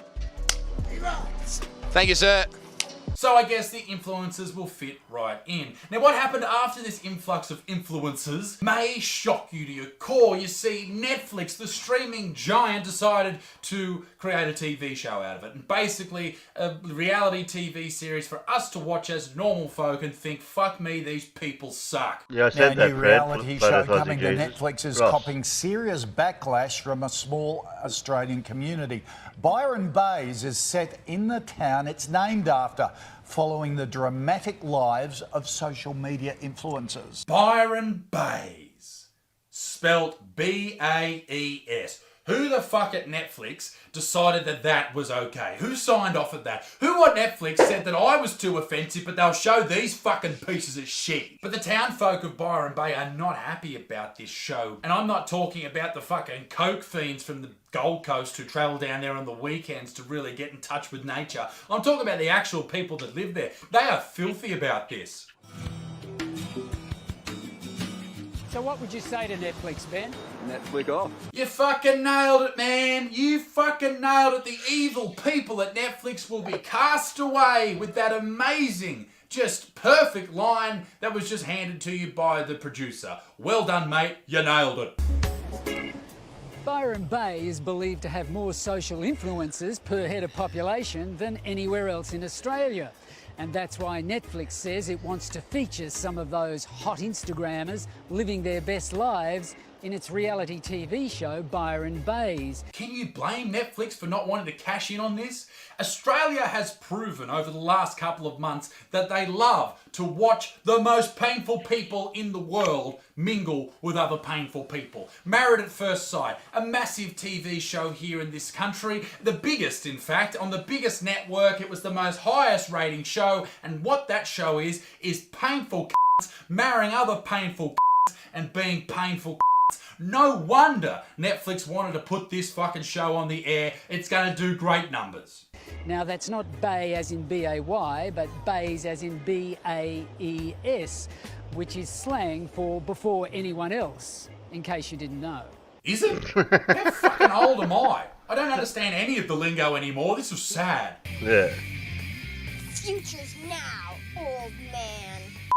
It's going to turn Byron Bay into the bull capital of the East Coast. This kind of a program is going to brand Byron as being a totally shallow, insincere place of nonsense. Well, maybe it's too late. Hey, if you're out there in Byron Bay or any other community that is infested with the rat species that is Instagram influencers, and if you don't know what Instagram influencers look like when they run into your town, this is what they look like. Here are 3 steps that you can put in place to save your community from the Insta girls and the even shittier Insta blokes. Easy, simple things like ridding the area of plant-based foods. Instagram influencers and influencers in general cannot deal with meat. They hate meat. Why? Because it's popular to be hashtag plant-based. Even though since starting this vegan diet, they can't get out of bed and now they've developed a depressive disorder, at least they can hashtag nice, colourful food. Another thing you can do in your community to destroy an influencer's confidence is ban butt cheeks. If they can't post about their butt cheeks, what really can they post about? Shoving your big old dirt box on the Instagram feed of a 16-year-old boy is all of their fucking business plans. So make it a local law that any woman posting their dirty old chasm on their Instagram feed, if they've got over 16,000 followers, they should be sentenced to the gulag. And the number one tip, the final tip that will save your community from Instagram Instagram influencers, my bad, is the banning of the number one thought tool, the Instagram ring light. Have you ever seen a moth float around a light? Well, if you flick one of these ring lights on, all the local Instagram influencers, thoughts, whores, all that type of shit will basically flock to your area immediately. There's a couple of other things I thought you could do. Compulsory speech pathology for Instagram thoughts, banning them from finishing sentences with inflections, not allowing them to make everything seem like a question, like, yeah, I don't know what I was going to do, but now I don't know what you're going to do. And I love being hashtag plant-based, but I'm not sure if I want to do it forever. And also if you say, oh, a lot of people have been asking me lately, and you don't have any evidence to back up those questions, you will be sentenced to death. Ladies and gentlemen, be a good motherfucker. Peace in the Middle East, mid sticks, keep it moist, to love, bye-bye.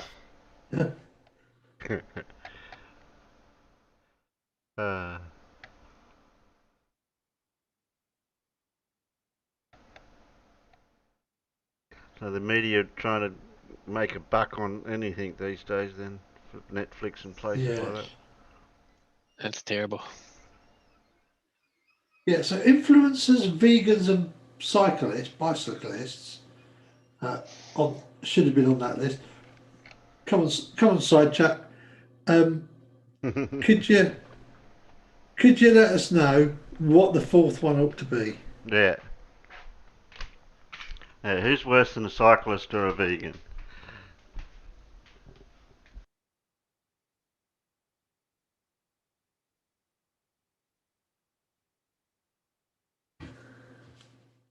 I'm just muted for a second, darling.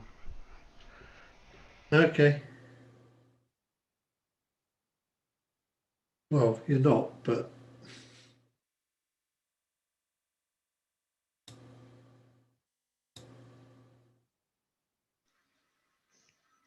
Well, he might be, I guess. I mean, I can still hear. I just can't talk for a sec. Lawyers, Karens. Okay, lawyers, Karens, yeah, okay. Karens. Or soft sits. Cycling vegan. Pseudoscientists.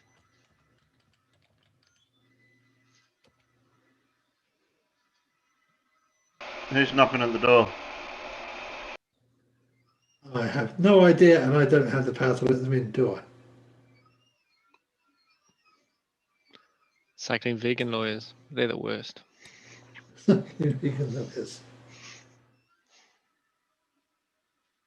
Well, if they popped their head in to Discord, they could have went knock knock, and then we'd know who they were.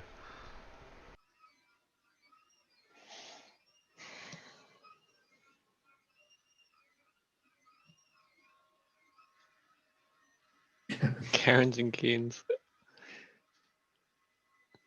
Oh, I suppose we could we be really specific and put just Lindsay in that other slot? Well, then I see your Lindsay and raise you a chemo. No, I was trying to keep it non-stressful.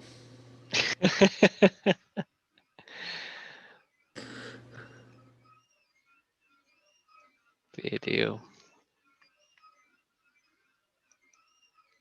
You know, we don't want to be getting angry or stressed, do we?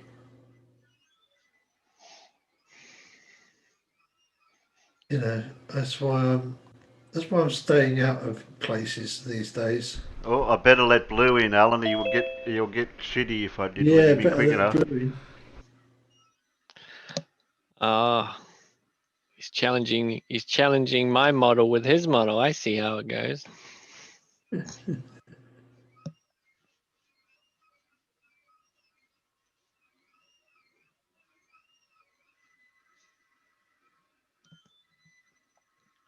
Must be morning then.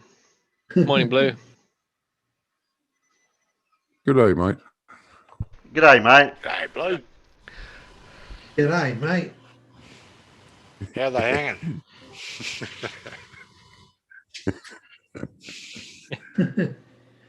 What are we doing? What's this? Oh. We Well, just we're finished just a lesson. recovering from Lindsay. Huh? We had a lesson in celestial navigation from Lindsay. That didn't actually include any celestial navigation, as far as I could see. Oh my goodness! Yeah, I'm sorry. I'm so sorry I missed that. Oh, God. It was madness. Blue, you could not have debunked it, mate. You could not have debunked it. It was that ridiculous what he was saying. I can't debunk. I can't debunk anything Lindsay does. I can't figure out what the hell he's saying. Yeah. Yeah. It's Hello, that bad. guys. It really is. Alright, I'm back. Who said that? Who said that? What? Shady. Hello, guys. Who is that masked man? Shady. Oh, Shady's over in Discord. Am I bleeding through from Discord? What Shady's No, in? he's talking in Discord. Yeah. Oh yeah, he's over in Discord. Yeah. Hey, Shady. Hey, mate. Oh, my sound settings are working then, Blue. I got them back working again. That's good. So that way I can go back into Discord from in here. You're not technically on the panel, Shady, when you're in Discord. No, how do I do that? You just don't say anything. No, thanks.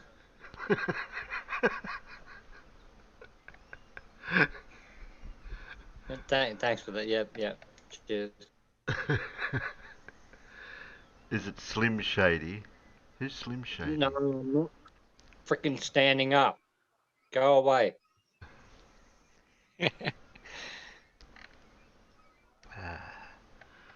Well, we still got Mr. Sensible and Simon, so we'll save them. We haven't got a poll tonight for questions and quiz, so we missed out on that.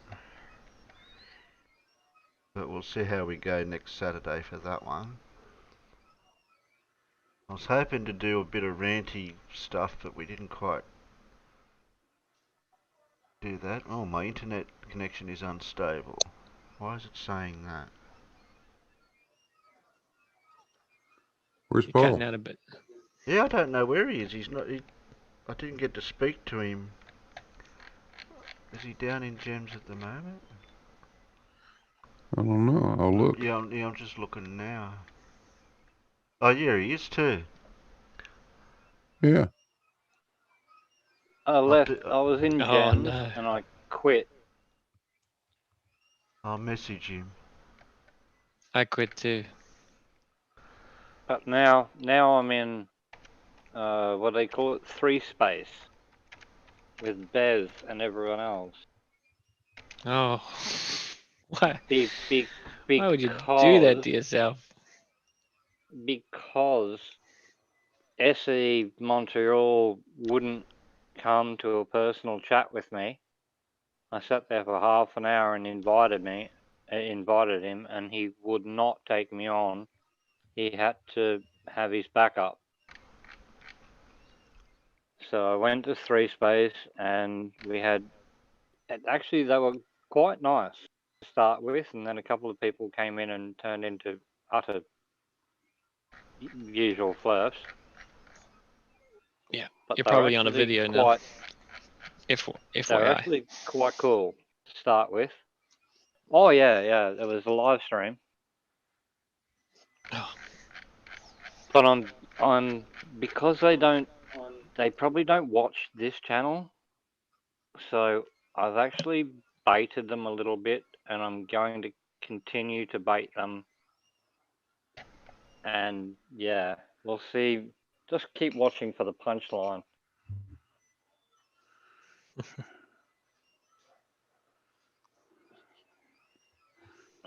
And I've got a horseshoe hidden in my glove.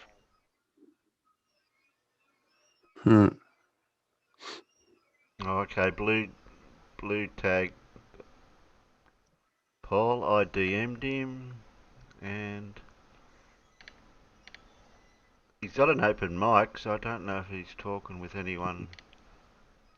Curve's down there, Housesoy. Jazz is down there. Want to bring Jazza into here? No. Who? Jazza. Which one's Jazza? Yeah, the Aussie Jazza? Is he Aussie or Kiwi? He's a Kiwi. Oh, the helicopter Jazza. Oh. Nah, man. Oh, the one that was on Tunes, or whoever. No, he's usually down in Gems, and he's usually had a couple of drinks. He'd be gone right now, Terry. It's 12 o'clock. Oh yeah. No. He was so drunk the other day. It was terrible. I was like, oh man. But yeah, that kind of cycle nature to what's happening there. You know, I just can't even do it. I'm not going through it anymore. I can't do it. My days are much more productive when I'm not listening. Even when I'm working and listening, I'm more productive when I'm not listening. So that's the way to go. It's just terrible.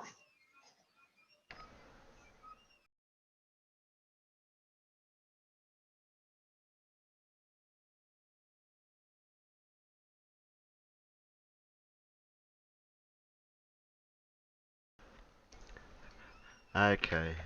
No, I can't get hold of Paul. Unless somebody it'd be no good going down there to try to tap him on the It's shoulder. like going to get a friend from the pub. Come on, get out. You've been here long enough.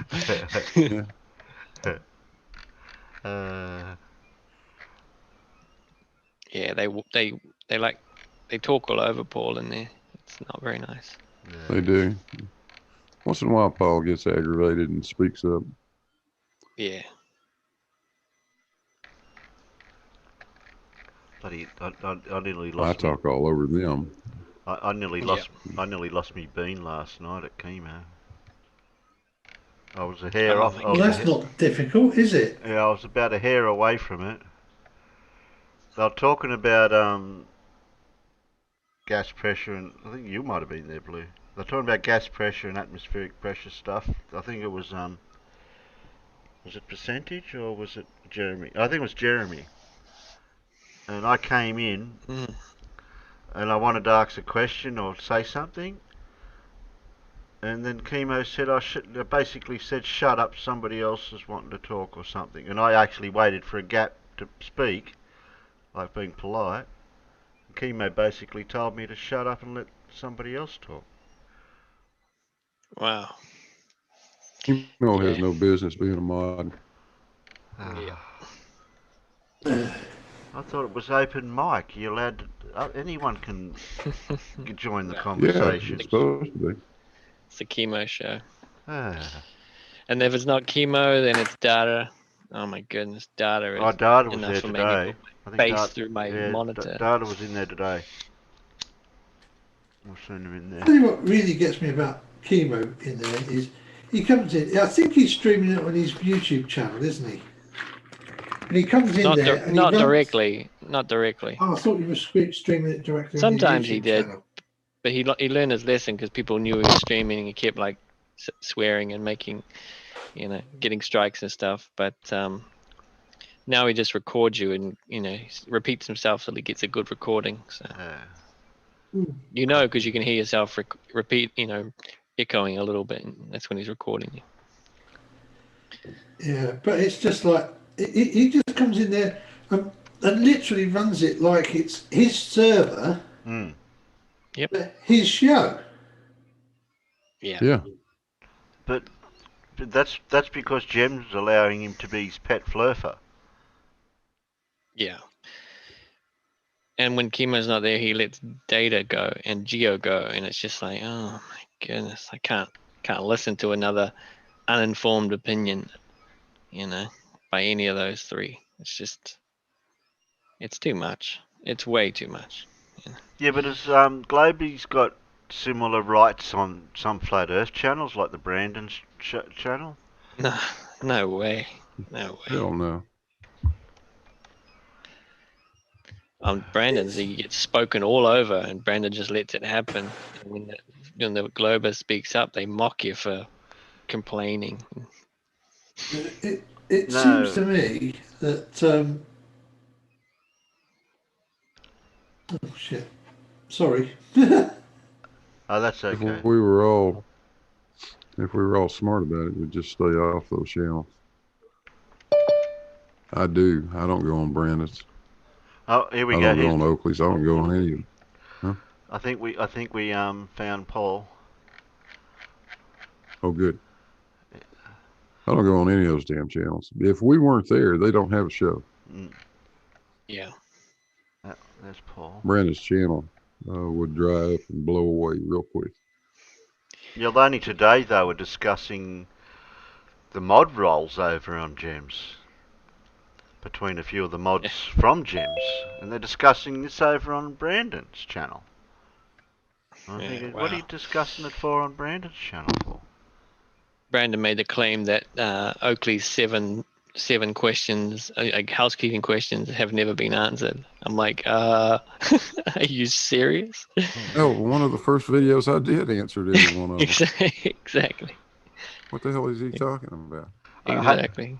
Hi, Paul. I hope we weren't interrupting you doing anything.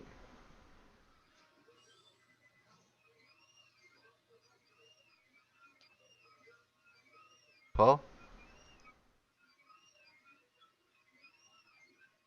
Come in, Paul. Hi, Paul. Elmo.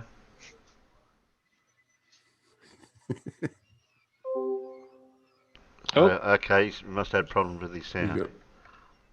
Yeah. Yeah, he's got mic problems or something. Okay.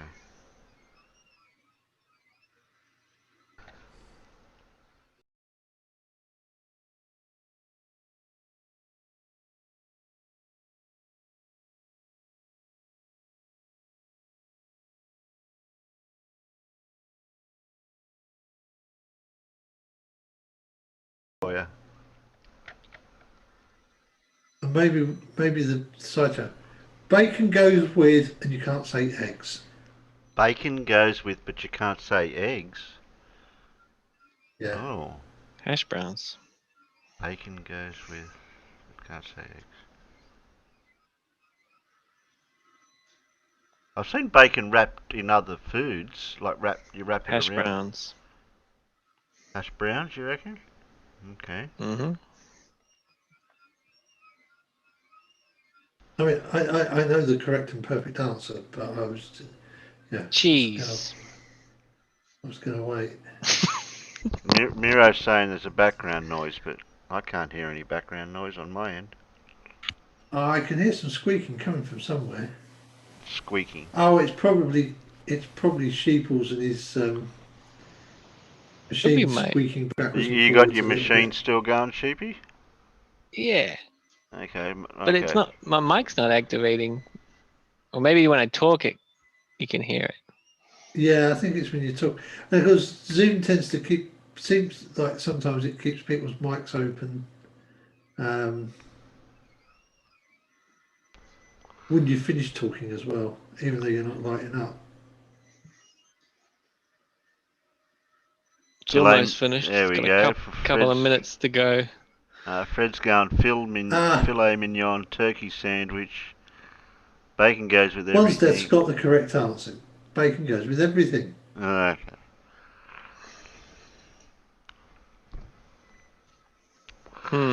On pizza? It was a trick question. It was a trick question. It was a trick question.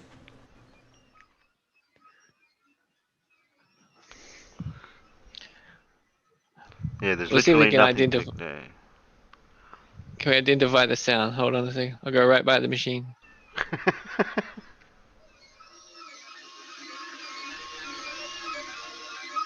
Yeah.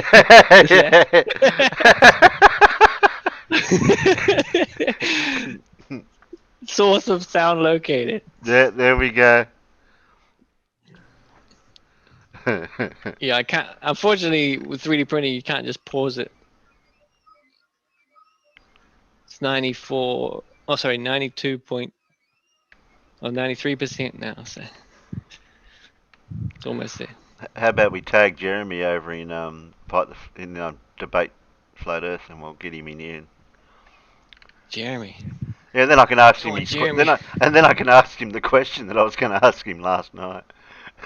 I was swearing. It was swearing. Carry on. Yeah. Well, that's what I got a swear jar for. I'll mute until it finishes. Okay.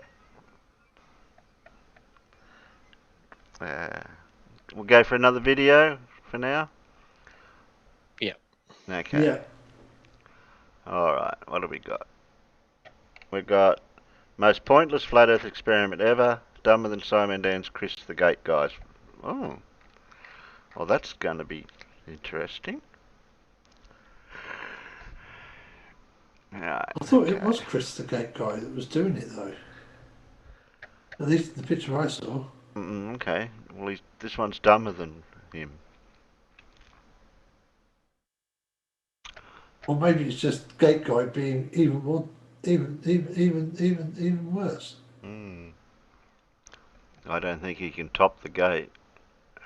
Dumb and Dumberer. Dumb and Dumberer, yeah. A little example of how I think the moon is close.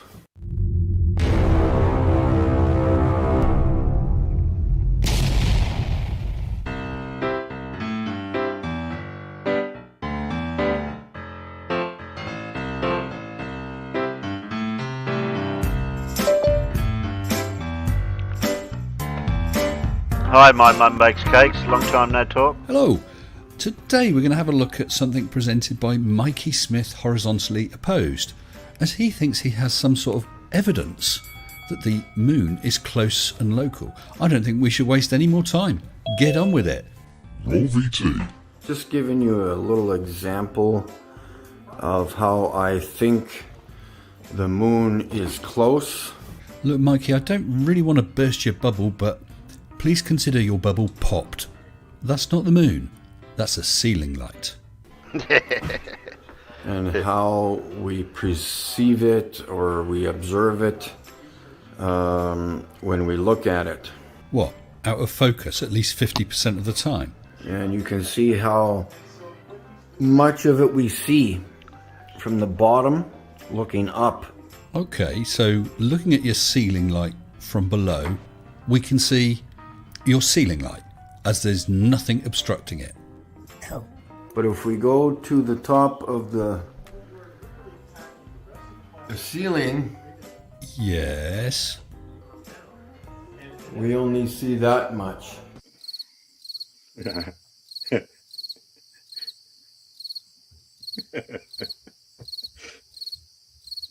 So now we're higher. We're more level. Oh, just please don't use that word. We're more level. with the moon. Okay, so now you're suggesting if we go up about 250,000 miles, we'll be level next to the moon. Okay. We're at the moon's level. Like when the high altitude balloons go up.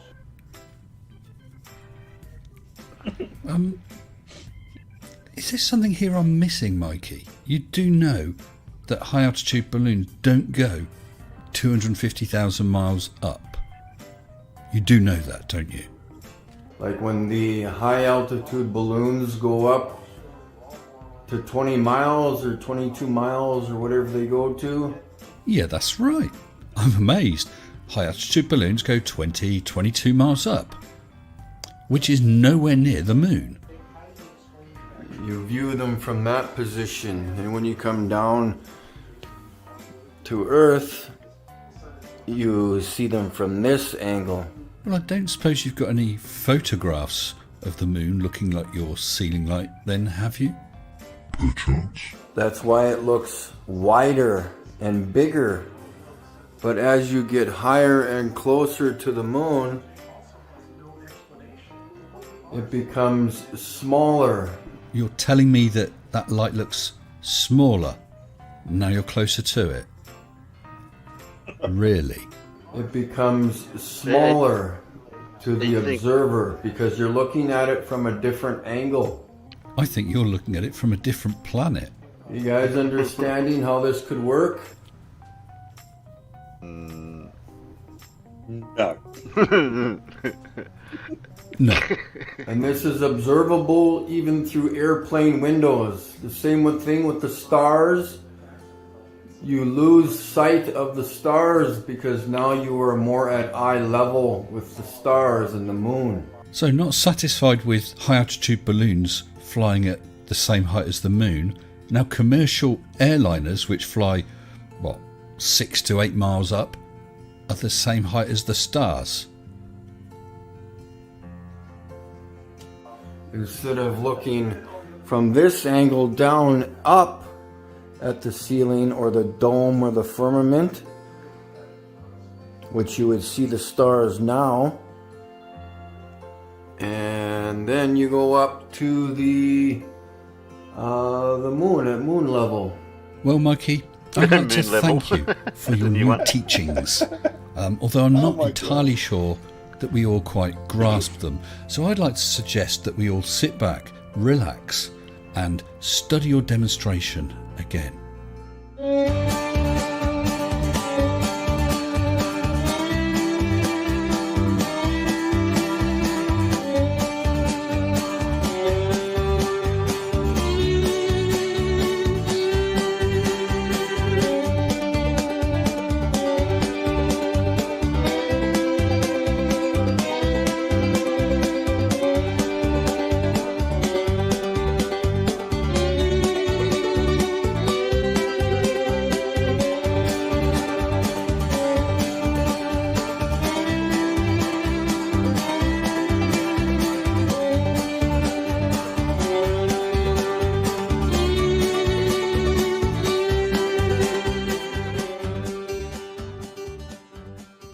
Right on, guys. Thanks. I got a call coming in here. Yes, I should think you have. Until next time, stay sensible.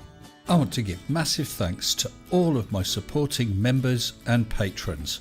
Thank you all so very much. I got no idea what he was thinking for that one. Doesn't explain a full moon. Not a full moon though. Hey, Paul. Again. He dropped again. He's got bad internet. The internet's a bit dodgy at the moment. Ah, that's a shame. Again, what that guy was saying just broke my brain.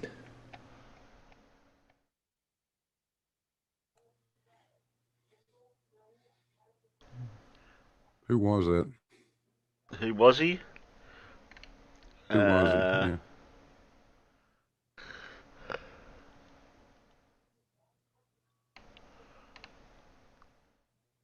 That was Mikey. The Mikey. same one who got arrested at the playground with the sign, and the same one who did that laser test of 27 miles when the laser specifications were 18.64 miles maximum. That one, that Saskatchewan or whatever it was called, 33, remember? Blue from the other day, that video? Oh, yeah. Yeah. Yeah, it's the same guy who was in the car.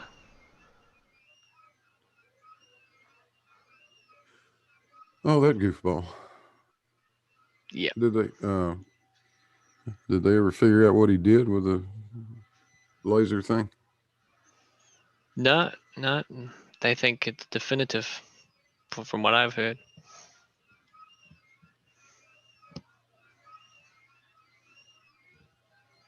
I mean, did he have the distance right, or does anybody know? I mean, based on the video alone, you can see that the laser is not reaching the observer of the cam, with the camera at the other end. It's simply dying and diverging way out and lighting up all the tracks. So Yeah, it's up in the air somewhere. they're claiming that was completely flat and level. So yeah. Well, it didn't take long to figure out it wasn't flat.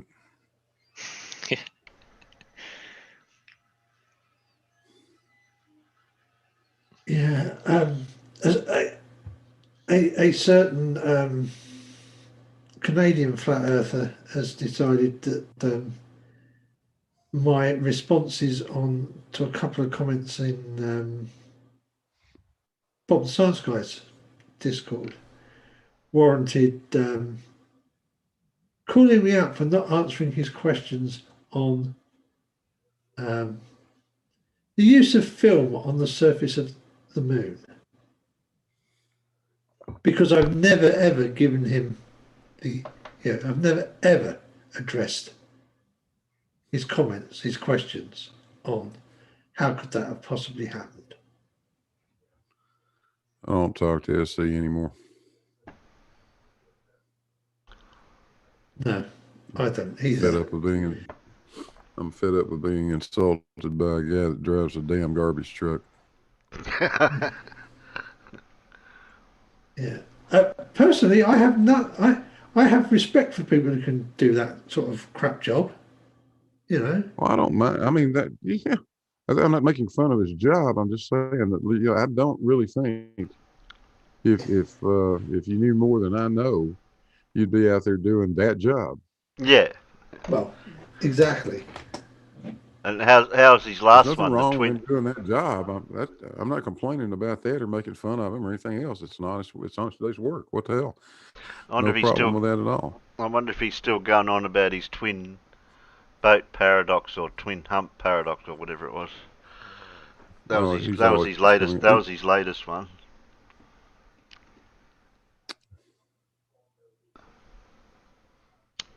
He is Dunn and Kruger to the max, really.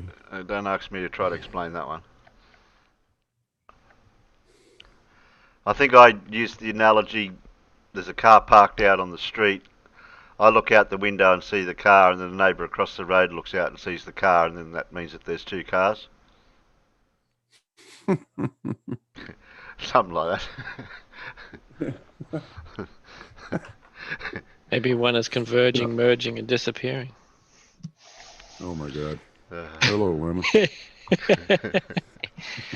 Oh my goodness! Yeah, I'm with you, Blue. I mean, someone who's working and whatever, that's good on them, But I've debated with different people, and I'm not the smartest, when it comes to science or mathematics or anything or these things. But I know that, and I don't pretend to be. I don't dismiss it or come in like I can teach somebody, But like you said, if they're doing that job, then they're certainly not in the qualified realm to be able to dismiss it. I mean, if you were qualified in the field and you had your own opinion about it, that would be different. But just dismissing it based on what you understand, or your version doesn't make sense to their the actual version. It's a whole nother thing. So, or just based on some religious belief you hold, exactly. I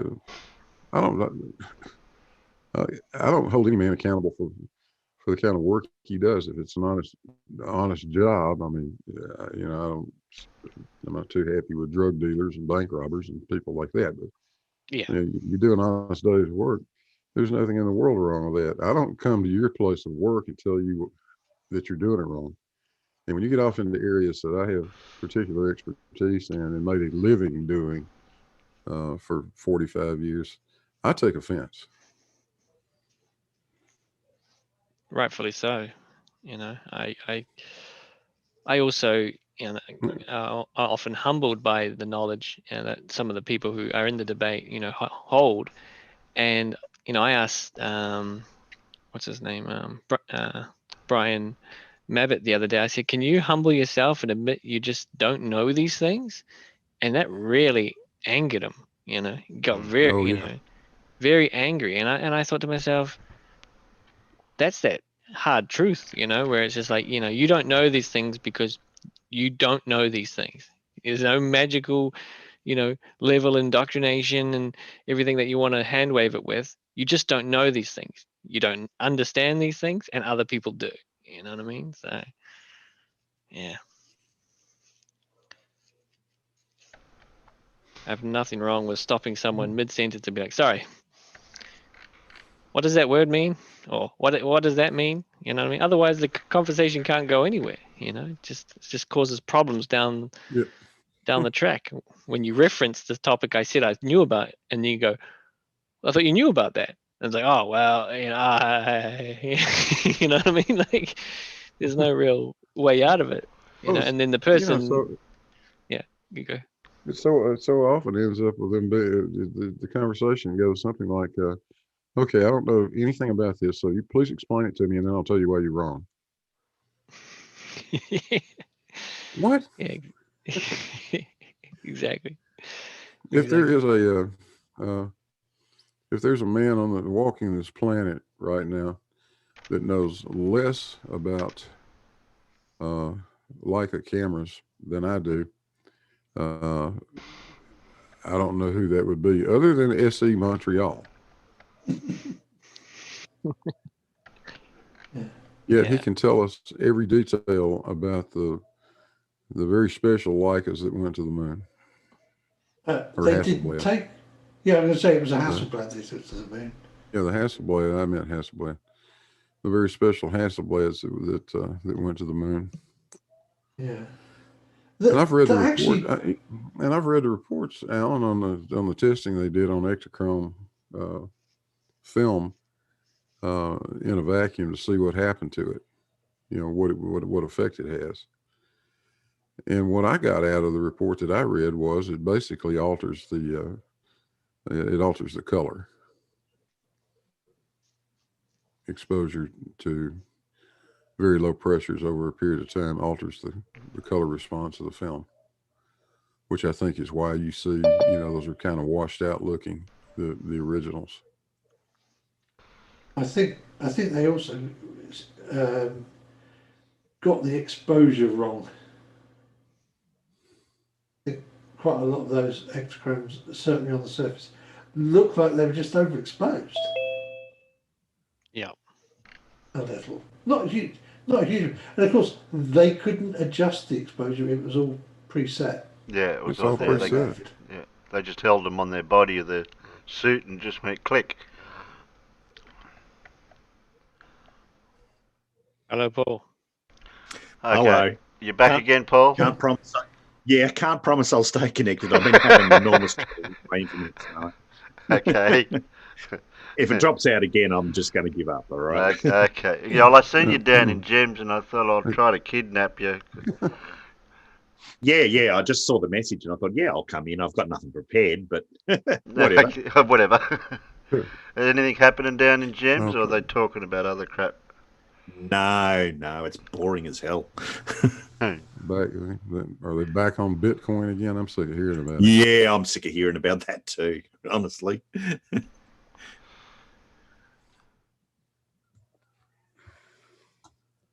Somebody had was a brain. Turns into the Sorry. Co-show and Jeremy show. Mm. That's all they want to yak about is their damn Bitcoin stuff.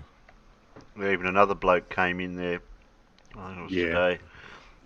There was silence there. No, we're not talking about anything. Oh, and then he brings up about the Bitcoin stuff. Oh, jeez.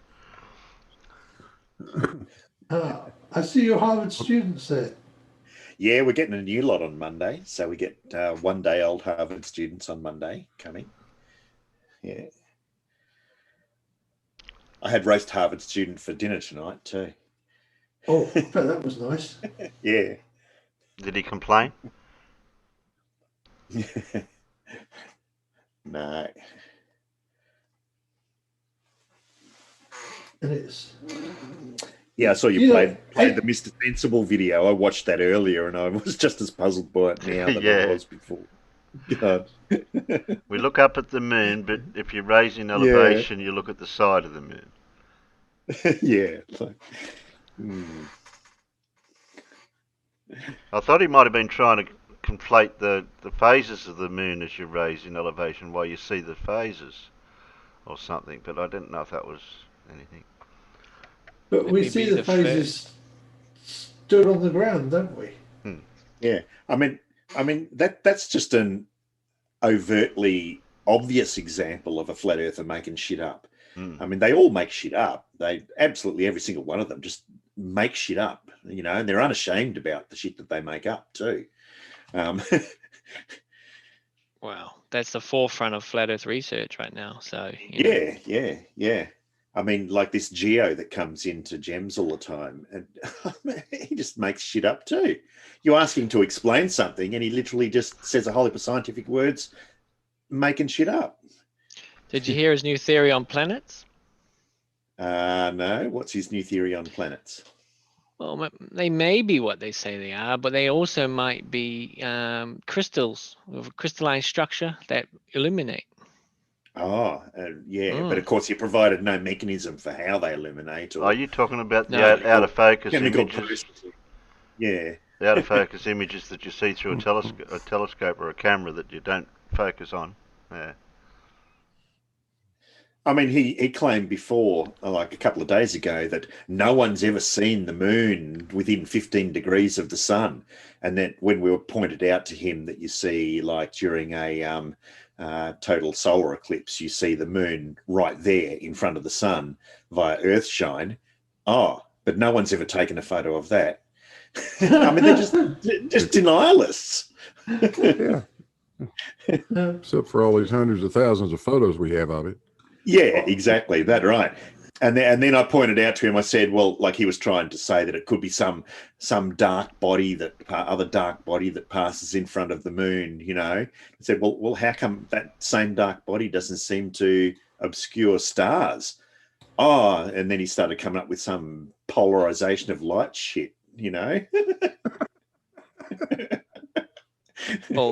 Well, when you ask him where he gets this information, he says he accessed the Akashic records. So, you know, that's where, you know, he said, I get this information, you know, from other means. And it's like, oh, right. It feels right to you, I guess, you know. I mean, yeah, I can't listen. It goes Geo, Data, Chemo, Jeremy, in that order, generally. As in what? That you can't listen to? No, as in that's when their shows are on. That's kind of the order it goes. Okay. Yeah. Yeah. Cool. Yeah. Paul, you mean what? Nobody's ever taken a photo of Earthshine? Yeah, I know. I mean, I know that's not a total lunar. I know that's not a solar eclipse, but I think it might be something called Earthshine. Yeah. And then there's that French guy that took a photo of the sliver of the almost new moon, you know. Oh, yeah. Yeah, lucky Oh, that's guy. right. The new moon that you can't take a photo of. Ah, yes. Yeah, that's right. No Yeah, one's ever seen the new moon, right? It's like, yeah, oh, all right. No, yeah. no. This is the Yeah, total they're good mystery. yeah, they're good at coming out with these assertions, aren't they? You know, they just assert something, you know, despite obvious evidence that their assertion is completely false. Yeah, well, there's two suns, but you can't see it. Yeah. No one's ever seen Cavendish done in a vacuum, ever. Yeah, that's right. Come on, yeah. we've got to find Nibiru as well. Oh, come on, Blue. Cavendish is not even an experiment, man. You know that.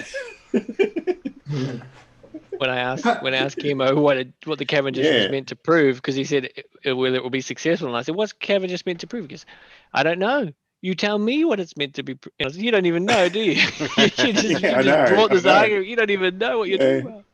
I was over on QE's channel. I was over on QE's channel just before looking at some of his shorts. You know, his numpty shorts there, and oh man, that guy's got no idea. Like every time he talks about Cavendish, he just makes a fool of himself. He's got no idea what a variable is, let alone an independent or a dependent variable. He just can't. He can't identify any of the variables in the Cavendish experiment. Oh, we got Chemo getting somebody else to do an experiment in a vacuum. Is it bio somebody? That's BioDeal. Yeah, BioDeal. Who allowed himself to get sucked into that? Yeah. Yeah. Autism duel, you mean? Not only has he got to get the Cavendish built, he's got to figure out how to put it in a vacuum. Yeah, I mean, I think it was him, wasn't it, that claimed that Cavendish is an easy experiment to do and everyone does it. Yeah, easy. No, it's not. It's not an easy experiment to do properly, and no, not everyone does it. I nearly piped up when they had the conversation there earlier, Blue, when you were mentioning about the wire and everything to do with for what you used, and you asked what wire it was, like the 007 wire, and I thought we went through all the experimentation of what certain wire to use because you had the torque of the wire, the restoring force or something. What something to do with that? No, there's a lot of little details to take into account with that. It's the rigidity of the wire. It has to have sufficient yield strength to be able to support the balance. And every material's got different characteristics. You can, I've been through it. I mean, you guys have seen it. Yeah. I've tried all kinds of stuff. It's kind of insulting, right, Blue? Mostly just for my own information. I mean, you know, I guess I could have just gone straight to the tungsten wire to begin with, which is the one that works the best. It gives the most repeatable results, I think. But I thought it was fun to go through these other wires and play with them. Yeah, I mean, that's what Cavendish did too. I mean, not only did he use different wires, he also used different material for his balls as well. He didn't use only lead. I mean, that's what everyone remembers. But he used all sorts of balls, plastic balls, he like ivory and wood and all sorts of other things he used as well. Yeah.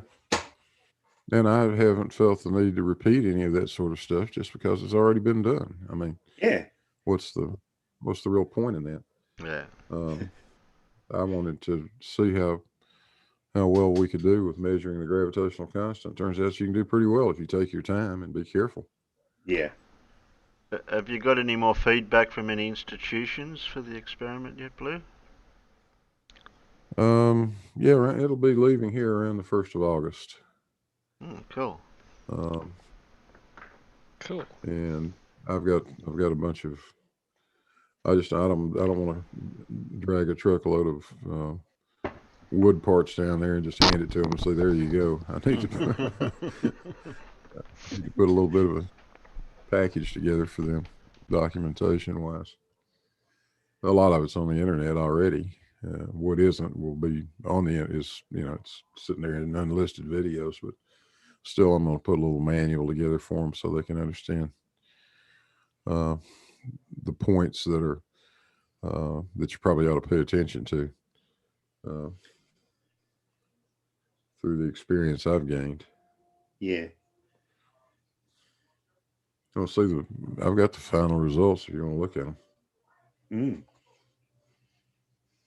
That tracker software you're using to follow the data that was a great idea.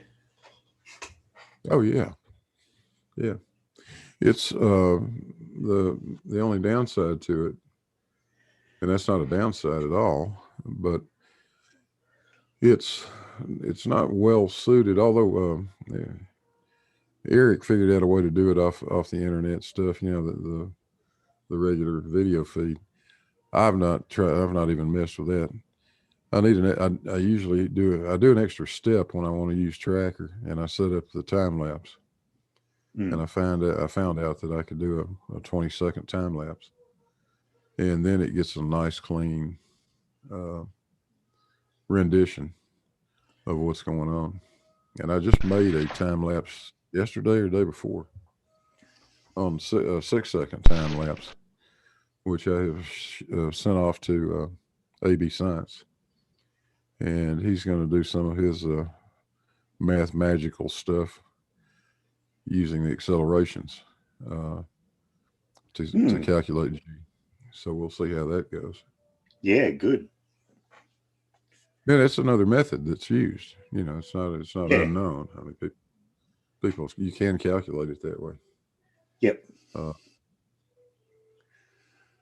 I've chosen just to do it the Cavendish method and try to stick as close to what Cavendish did as I could, using a few niceties like the laser and stuff like that. Yeah. Keeping everything else pretty much the same. Can I share my screen, Terry? Yeah, sure.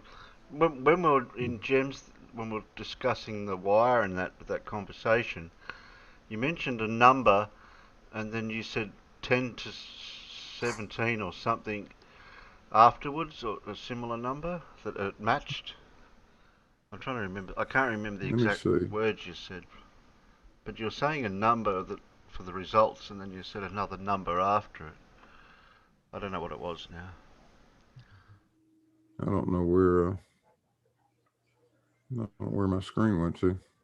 That's still here. Okay. Yeah. You can see it. I don't see you guys. Oh, there it is. The Zoom meeting window kind of disappears when you share the screen. Oh, okay. That makes sense. Well, this was the original series of tests that I did. Let me switch over to that. That's series 1. And I did 14 tests. You see the value of G that's calculated on all 14 of those. But if you average those things out, it comes out 6.63 times 10 to the minus 11th. That's pretty damn close. That's the number. That's the number you were saying. Yeah, that's it. Yeah, and that's about 0.7% lower than the accepted value, which is 6.6743 times 10 to the minus 11th. But then I went on to series 2, and the first 4 tests in series 2, this bunch right over here, were all done with the beryllium copper wire, which was a royal pain in the ass. That stuff drifted all over the place. So it was hard to get it to be stable long enough to get any kind of meaningful data from it. Nonetheless, I was able to get I got 4 runs that I thought were not compromised bad enough that they were going to have any terrible effect on the outcome. So go ahead and throw it in there, right? And then I switched to the tungsten wire, and that's this last group over here. Yeah. But if you take this entire test series for series 2, you get an average of 6.67 times 10 to the minus 11. That's pretty good. Yeah. 0.12%. Yeah. Less than the accepted value. And when I combine those 2 tests, I end up with 6.65. That's the final number, 6.65 times 10 minus 11, with an error 0.4, about 0.4% low. Standard deviation is reasonable. 90%, 95% confidence intervals, very reasonable. Yeah. I don't think I could have done any better. Nah. I think that's pretty damn good, Blue. Any undergrad phys student would be proud of that result. Oh yeah, most of these small commercial experiments that universities use never claim that you can get better than 2% accuracy under any circumstance. Yeah. So I think size matters in one of these things. Actually, it does. Yeah. And I think that guy said he's not even using lead for his for that test. That test he was going to do with the to make the Cavendish, he said I don't even think he said he was going to use lead. He said copper, those kettlebell things and all that. And I'm thinking, what are you not using? What you're supposed to use? Are you talking about BioDeal? Yeah. He was talking about using lead on the torsion balance, but then using kettle weights on the outside, which will just draw nothing but criticism. Because kettle weights are cast iron, cast steel. Yeah. So now you're going to have the immediate criticism. They're going to level at him his magnetic effects. Right. Refusing to recognize that the magnetic influence would cause not an attraction, it would cause a repulsion. Yeah. The damn thing would go the wrong direction. Death's trying to pick on you, and as well as that, the kettle weights aren't spherical. Grimfundle said, "Excellent work, Blue." But Death's going, oh, I can see a couple of very small errors there. Hee. Yeah, Death. Huh? At the peanut gallery. Oh. Yeah. But I'll be putting a video together summarizing all this stuff. Yeah. I've done other tests too, just for fun. A lot of things. I don't like going back over plowed ground. I mean, if Cavendish already figured out that the wood in the mass of the wood in the case didn't have any effect on it, there's no point in me going back through all that again. No. Because mine's the same size, made out of the same kind of material. What the hell? I didn't do all of that kind of stuff. But I did look into magnetic fields out there just to see, and just simply, download a little app on your cell phone, and you can measure magnetic magnetic field intensity, and it's no different. It's no different around the balls than it is out in the middle of the room or the middle of the backyard, for that matter. Wow. Yeah, here at this location, it runs about 0.4 Gauss or something like that. Typical of Earth's magnetic field, right? Yeah. So I did that, and I've done tests on wind around in the shop. Just air blowing around in the shop, see if that had any effect. Actually ran it once intentionally during a thunderstorm a couple of days ago. First time we've had a good thunderstorm come through in a while, because people have said that does a thunderstorm have any effect on it? Well, hell no. And if your garage gets struck by lightning and it burns down. Yeah. So you're saying the ether energies had no effect? That's interesting. Same as a cyclone or a tornado. Yeah, they'd have an effect. It's so funny. That's where we ended up. I'm gonna stop sharing. Yeah. Thanks for that. What I want to know, Blue, is when are you going to build the particle accelerator under your block of land so you can measure the magnetic anomaly of the muon now? I'm wondering. I'm wondering what kind of wood I ought to use for that. Yeah. Well, you might as well go all out and build a rocket into space, but don't build it out of a hot water heater.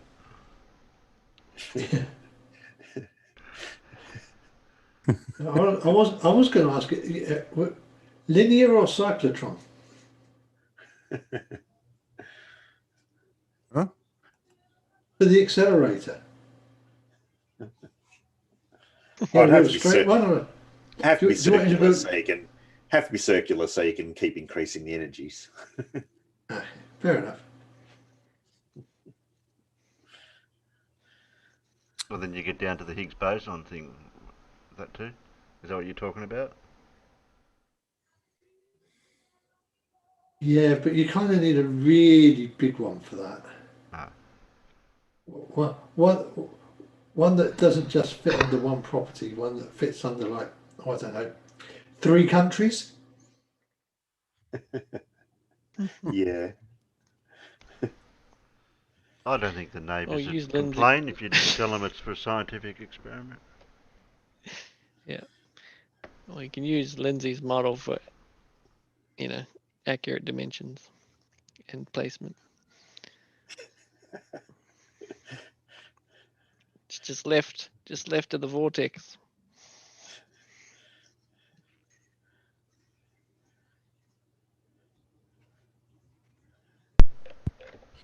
Oh, sorry, I had to change me hearing aid battery thing.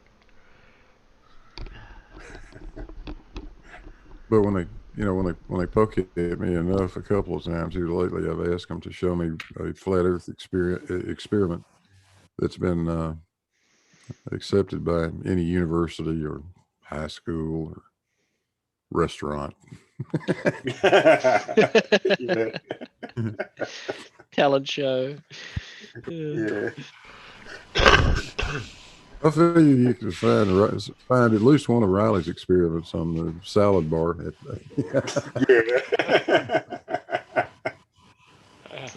with Or you flames. or cite one of his videos. Well, what's more accurate, Terry and the panel, than measuring the moon's temperature with a $3 meat thermometer? Oh, man.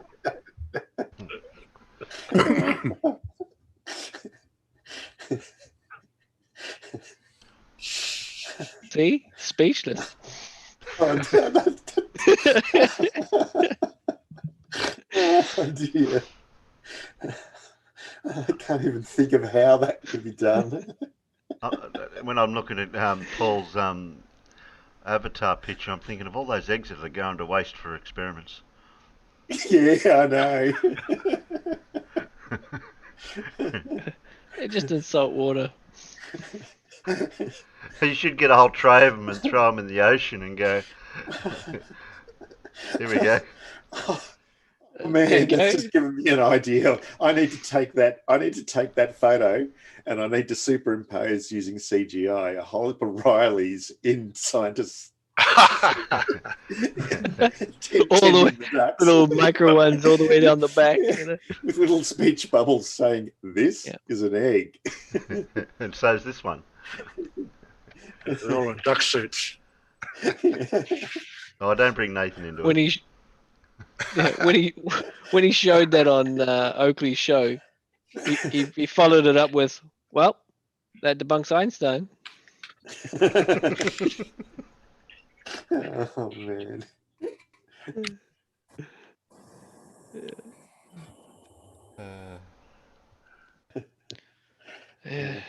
Oh, well, now They for never- something. well, you know. I was going to say now for something completely different for the last video for tonight. To change the subject. Something logical? Right. What have you got? Probably not. Who has All right. Who has anything logical here? Where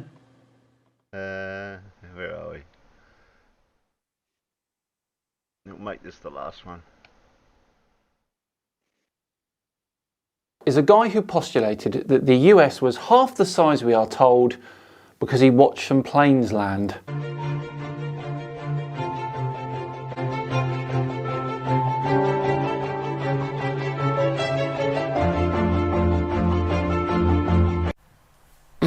He also tried to make us all think that Mount Rushmore was made out of heavy paper. It's not even rock, No, guys. it's not rock. It's what they made it out of. That's what these are all made out of. Not up there too. It doesn't have the right sound. Hear it? That sounds like paper here. That's not rock on rock. What's he up to now, I hear you ask? Well, he's found some evidence for giant bones.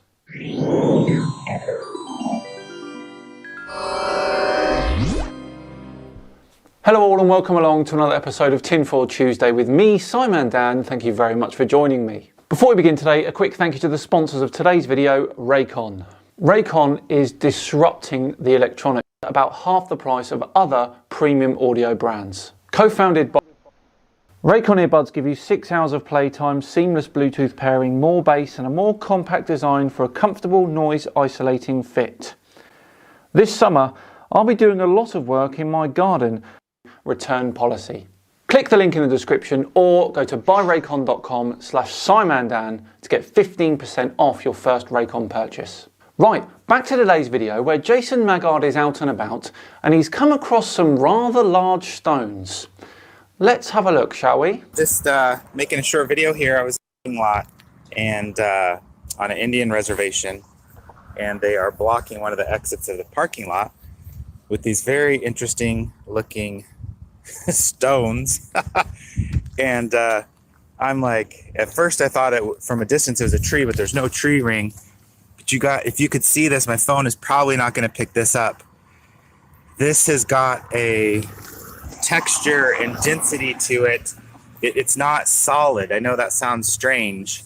It does sound strange considering it's a rock. It kind of looks like a large chunk of basalt to me. But and look at this, it's got about a 1-inch layer here on the outside of it, and then the inside is this gray color. But look at this, look how it's fractured and broken. Look at the discoloration. Rocks can of course be affected by weathering, and in this case they certainly could be affected by the atmosphere and rain. Look at you, and so I mean that looks like blood marrow. Like what now? Blood marrow? Fairly sure you mean bone marrow, but more importantly, why would any of that be inside a rock? You know, right here it's shattered off. I think these are gigantic bones. Of course you do, Jason. Of course you do. Why can't a rock just be a bloody rock? Look at this. Look at the weird, rust red blood-like color, which is not on the outer layer. See the outer layer? So this is about a 1/4 inch chipped off, and then you end up with this underneath. And here's the real giveaway. So look how they broke. Look how they broke. Look at this. I can't think of the term I'm trying to think of. Rocky?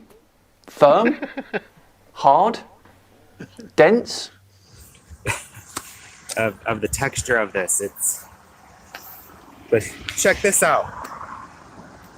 This is like the end of a bone, and I'm gonna prove what it is. So this is a single bone. If people can think about the size relationship of what this is. So this is a ball that went into something. Maybe it's an ankle bone or something. First off, the ankle isn't a ball and socket joint, it's a hinge joint. And it doesn't really look like the ball part of a socket anyway. Look at this. The clue is that it looks like a ball on the end. Look this. There's the joint. So there's where the other bone would have come in. Look at this. It's perfect. This is where two bones come together, a shoulder bone or something where you got the ball and socket. He knows the name of joints, but not that it's called a joint. Brilliant. It's perfect. It's perfect. And where it's chipped off, it's blood. Look at this. This is a gigantic bone. This thing is 3 foot, at least 3 foot high, maybe 40 inches. And I think this is a solid piece. It's exactly 6 feet long because my reach is a little more than 6 feet. So we're talking about a bone here that's 40 inches in circumference and 72 inches in length. It has a socket on one end and the ball joint. Look at this, you guys. Look at this. So this is the layer of the bone. Look at this. Whatever it met. Guys who know the skeletal structure, look. See, that's the outer edge because it's the tan part of the bone. That is a piece of bone right there. Yes, everyone, that is indeed a grown man explaining to everyone that those rocks right in front of him are actually bones. And this is another one that's got broken. And they're using them to block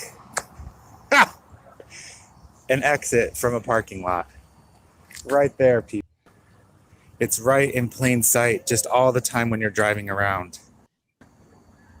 I don't think it's concrete. So this was live streamed and his viewers are in his chat telling him that it looks like concrete.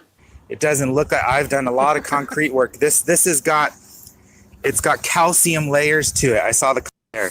You see what I'm saying? This can't be concrete. This is, look at this. It's gonna chip right here. And the coloration. And look, it's dark red in this. Thanks for saying concrete, because now I'm going to take a piece of it. Stealing some ancient bone? That's not on Jason. But you don't get that. Yeah. Huh? Yeah. I'm just checking out those gigantic bones. Oh my days, he's telling strangers that they're bones. Get out of there, lady, fast. Yeah, run, flee. Anyway, so isn't this just crazy? Yeah, calcium layer, that's what I'm saying. That's a ball socket.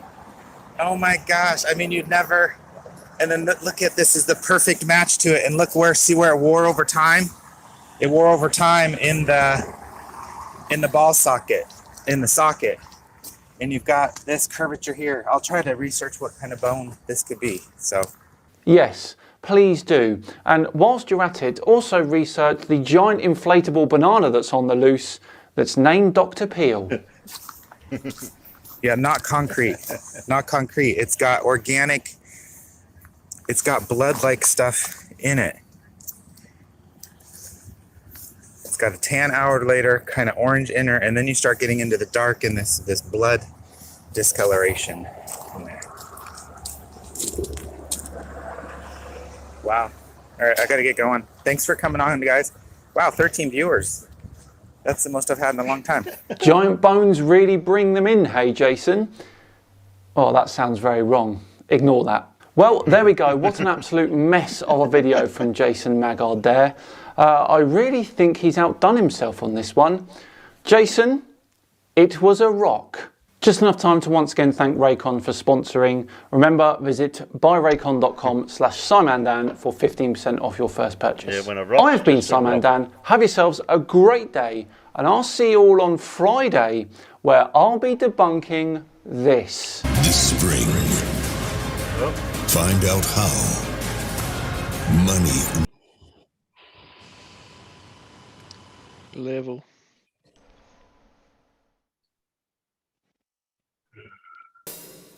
Where that was, yeah. That was madness. The Giants are coming back again.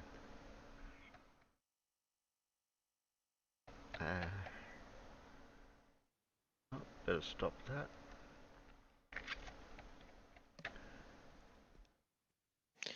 that. Was he being serious? What, the rock guy? I got no idea. I think he thinks he was serious. Being... I'm pretty sure I've seen rocks like that before. Yeah, they look like rocks. Basalts. I mean, the Giants Causeway in Northern Ireland is a classic example of hexagonally extruded basalts, isn't it? Yeah, I've seen pictures of And that. if you were to, And if you were to, they're literally hexagonal columns. And if you were to cut them off, if you were to get one that's right there, yeah, that's exactly how they're weathered. They get like this. Looks almost like a bark around the outside, where the outside is oxidised, and of course, over the millennia, the oxidisation works its way deeper and deeper.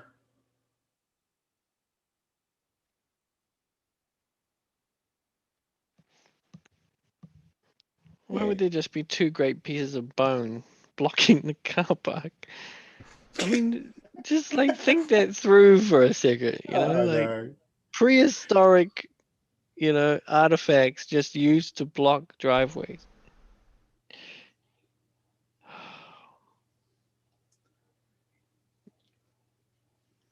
Yeah, and they made It all those never power. ceases, does it? I know. Never.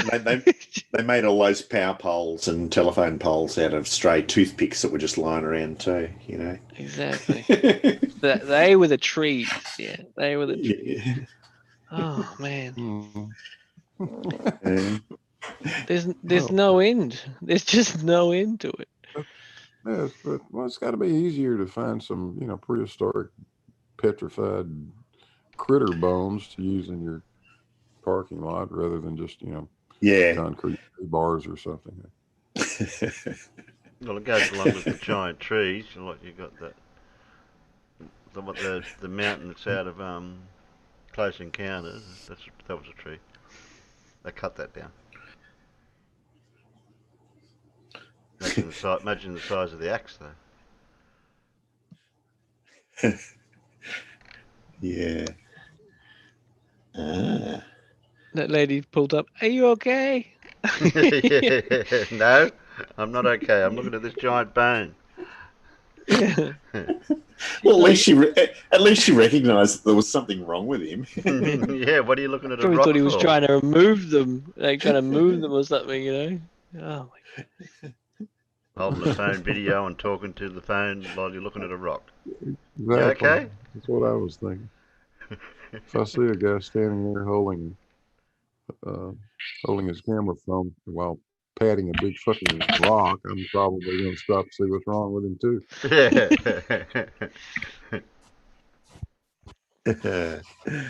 So you want 10 questions, Terry? You said you weren't prepared, Paul. I do. I just finished writing 10 questions. So. Are they easy? Like, what's the shape of the planet? What's at the North Pole? No. Okay. Santa. What's at the North Pole? That'd be Mount Meru, wouldn't it? Santa. Yeah, I know. That's what I was going to say. Polar bears, of course. Oh. Where's the Brains Trust out in the peanut gallery? Is Dora still there? What's the delay out there? About 30 seconds?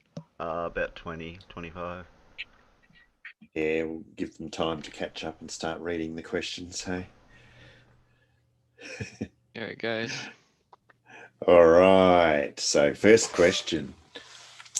What Roman physician's studies of human anatomy based on lower animals served as the only text on the subject for nearly 13 centuries? Which one was it? Was it Cartram, Polonius, Galen, or Monterius? Never heard any of it. You've got a 1 in 4 chance, Terry. Yeah. Pick a number. Pick a number.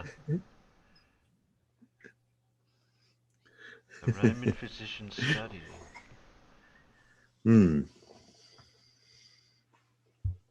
Is the name any clue to like something that's still used today in the word?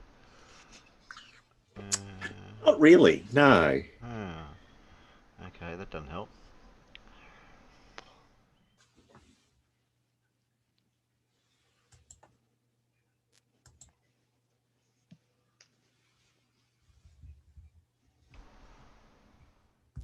Oh, there's a picture.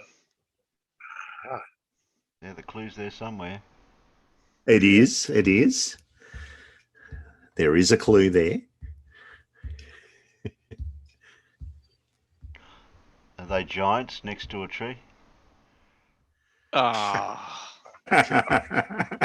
Damn, I should have waited for the damn picture. I didn't know there was a damn picture. Yeah, I fell for the trap. I want to change my answer.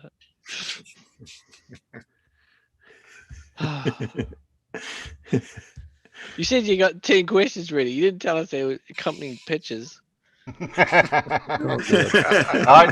knew that, Sheepy. That's what I was waiting for the clue. I thought it was on my own. I was like, you know what? Let's just go. We have one person that's got it right. Yeah, I see him. I see him out there. I see hypocrite. Yeah, who is it? Who is it, Sheeples? Who's got it right? Fred has got it right. Fred has indeed got it right. It is Galen. Yeah, for almost 1,300 years. Yeah. I can't see where the word Galen's written there anywhere. Yeah. Galeanness on the left hand side. And the reason why they got their knowledge from dissecting lower animals was because it was forbidden to dissect humans. At Well, that, I see hypocrite's stage, name there. I think Galen's Hypocrites. I went what is it? Polonius because of the poly, like multiple. So that's where I went with my thinking. Unfortunately, that's a Shakespeare character. Yeah. All right. Yeah. Okay, question 2. Which of the following pairs do not show similar chemical properties? All right. So is it fluorine and argon? Is it beryllium and aluminium? Is it boron and silicon? Or is it lithium and magnesium? Why can't it be magnesium? Yeah. Is there a picture? And why isn't it lithium? Or lithium, or beryllium. Yeah. Or beryllium. Yeah. Strontium.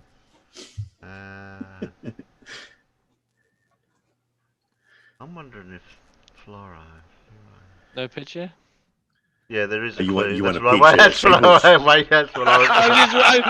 I would have got it if it. Sheeples needs a picture. I do. Do I not do. check. All right. How's that? Oh shit! How's this going to help me? All right. Okay. Now we're cooking.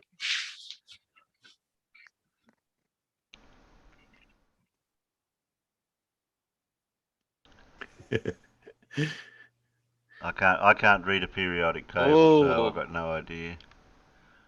Oh. Okay. Sorry, I'm out.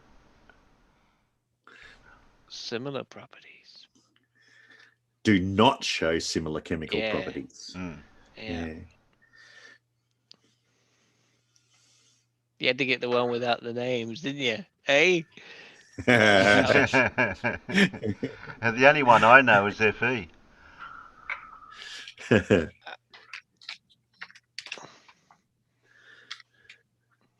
Iron Man. Yeah, we've got some correct answers internally. And do we have... Oh, that's what I was going to go for. I think we do. We have a good answer outside there too. Yeah, I was going to go for that. The correct answer is A, fluorine and argon. Argon is almost inert. It doesn't react with almost anything because it's a noble gas, whereas fluorine is one of the most reactive elements there is. And that was the one I was So they have very guess dissimilar one. properties. Yeah. I was going to guess Yeah. that one. No, Well, I didn't water. see it in the same categories on the chart. So it's like yes. Yep. The Okay. others were over there. LIMG there. So that's not going to go. Alkaline. Oh. Dora was giving me a There you hint. go. Noble if you admit you don't know. Yeah. You might have seen the flash of that hint there because I double clicked. I wasn't Okay, looking. question I was 3. looking at the peanut gallery. Well, you got another 10 seconds to get it Oh, on the wait a stream. minute! I can wait till it comes up on the live stream now. Yeah. Okay, question 3. Sulfuric acid aerosols from the eruption of Mount Pinatubo reduced the rate of global warming. They also contributed to the record size of what? Was it the acid rainfalls in Europe, the anchovy catch of Peru, the ozone hole over Antarctica, or the fish kills in the Amazon River? Well, I'm thinking of aerosols that affect the atmosphere and to do with global warming.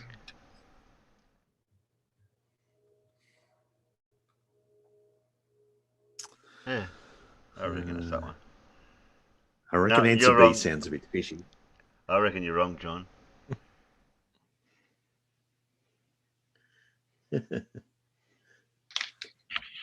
always wrong. Can I tell the peanuts who's wrong? No, they're not wrong. Oh, one's wrong. That one's right. That one's right. We've got a wrong, a right, and a wrong. Yeah. I know I'm right. I have to be. Oh, you know you're right.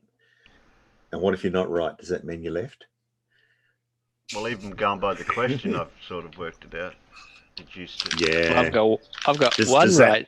Does that clue confirm your answer, Terry? Ah, bugger.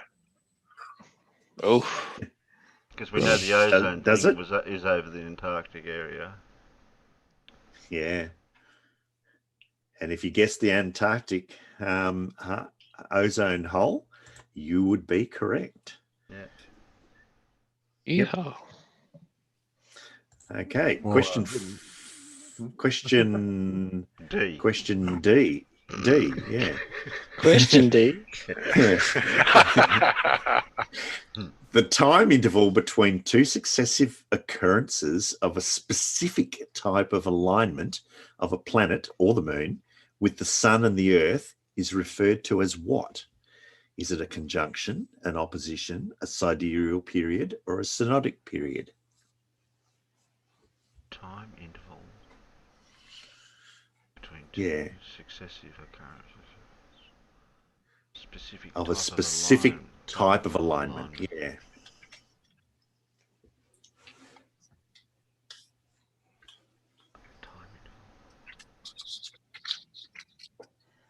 I have heard of these words in the answers, which I don't think it's that one.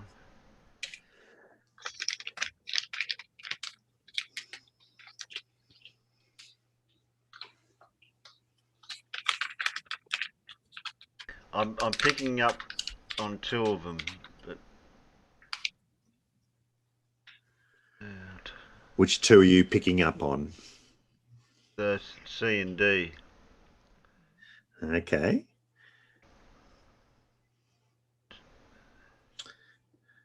Do you know what sidereal and synodic mean, Terry?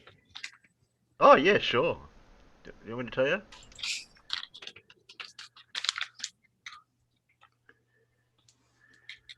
Oh, well, I was close.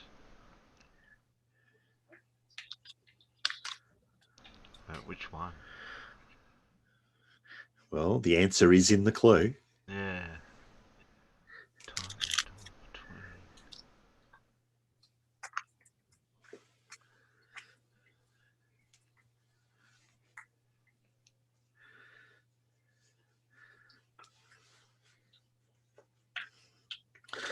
And the answer is...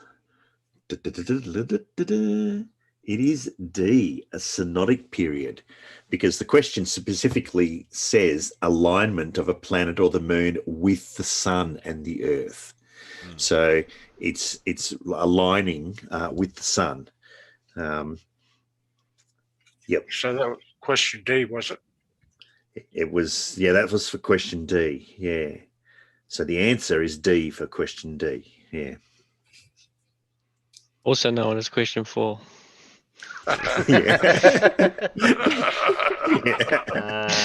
Kick Sheepy from Paul. There we All right, so here you go. I haven't proofread these, so this one is obviously multiple choice. a block of metal which weighs 60 newtons in air and 40 newtons underwater has a density in kilograms per meter cubed of what? Is it 1,000, 3,000, 5,000 or 7,000? So what you do is you take a block of metal and you weigh it, and it weighs 60 newtons, and then you dunk it underwater and you weigh it, and it only weighs 40 newtons. How dense is that block of metal?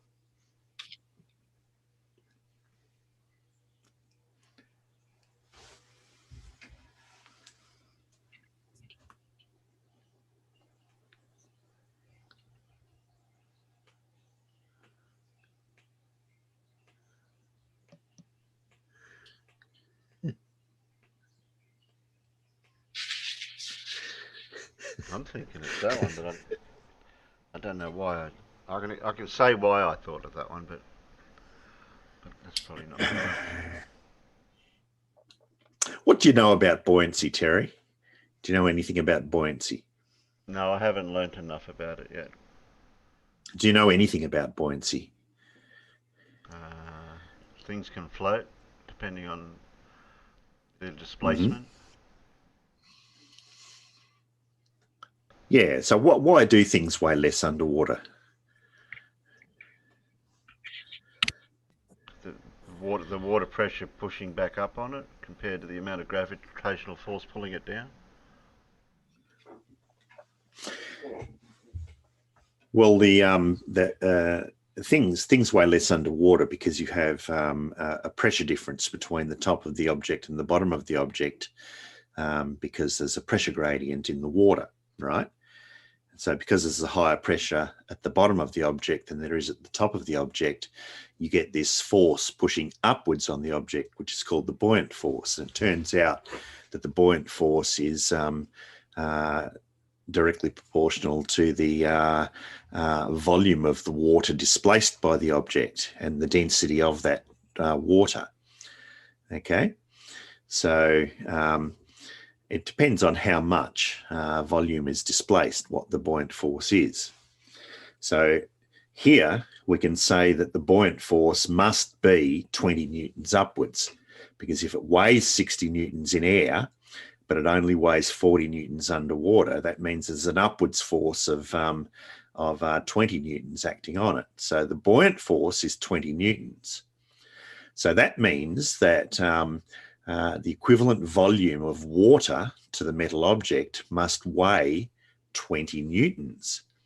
So if the water weighs 20 newtons and the object, which is the same volume, weighs 60 newtons, that means that the object must be 3 times denser than the water that it's in.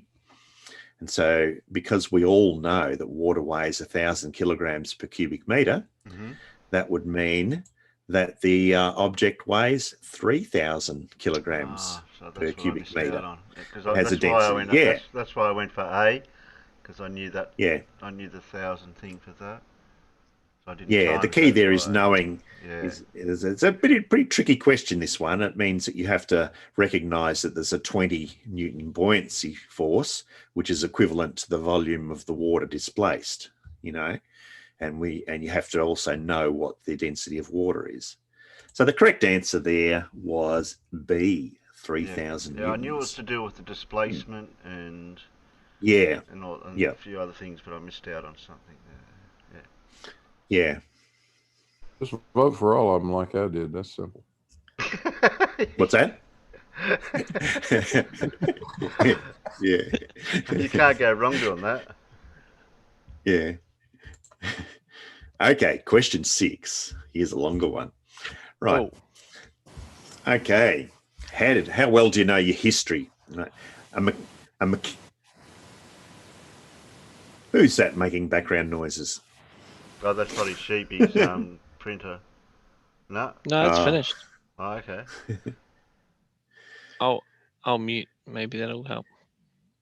A mechanic was arrested in one of these two countries for using women's underwear soaked in invisible ink to pass secrets to the other. Military intelligence from one of these countries instructed citizens of the other to plant bombs in cinemas and libraries in Operation Susanna. One of these countries launched a massive airstrike in 1967 after the other one closed shipping in the Straits of Tiran. The Camp David Accords were signed between what two Middle Eastern countries?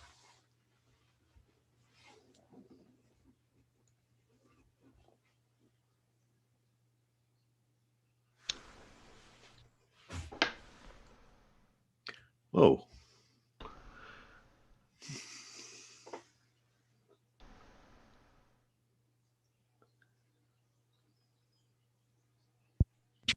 Go on.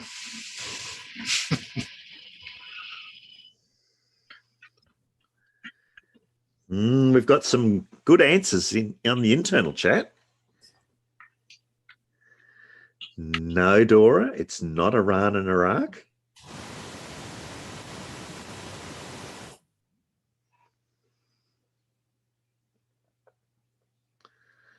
Fred Knotts is one of the countries correct. And there we have it with Room Fondle with the correct answer. It was Egypt and Israel. Oh, Blue got it right. And John, yeah, Blue got it right. John. Yep, and John, yeah. Yep.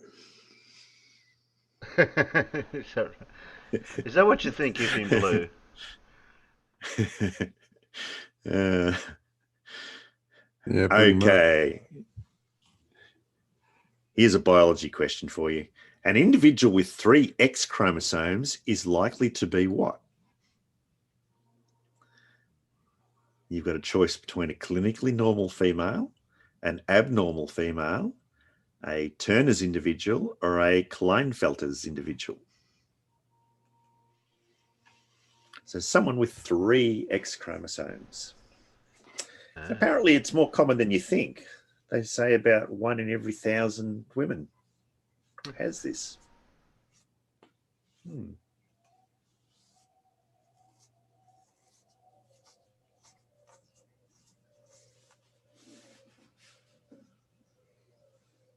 Is there a picture? Yep. There is a picture, Sheeple. There you go. I'm gonna need it. I'm gonna need it. I'm gonna need a picture. I'd like to phone a friend.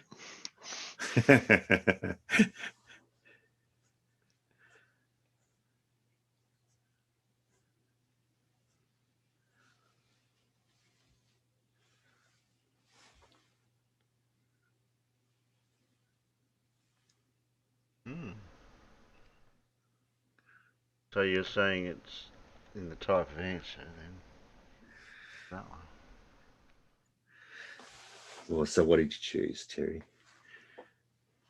You chose correctly, yes. Okay. Given the clue, I think it becomes pretty obvious that it's going to be an abnormal female. Well, that's obvious, isn't it? Yeah. Oh, my goodness. It's not mine, but... I got no idea because I can't pick up. Somebody doing something in the background. Yeah, someone's got something really terrible going on in the background. And it's not my fan for the computer, I hope. No, I don't think so. It sounds like someone's got a jet engine going in the background. Oh, that's the printer.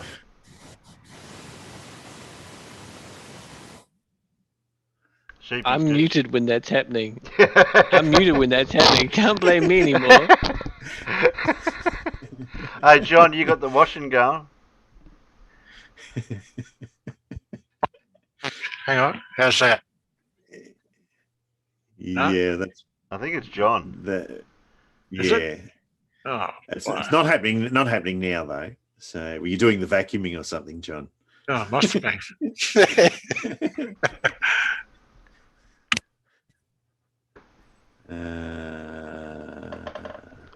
All right, question 8. Oh, I nearly seen the clue. For what reason was the Schmidt telescope specially built? Was it to serve as a sky camera, a radio telescope, an optical telescope, or a solar telescope? So we're talking in particular about the Schmidt telescope.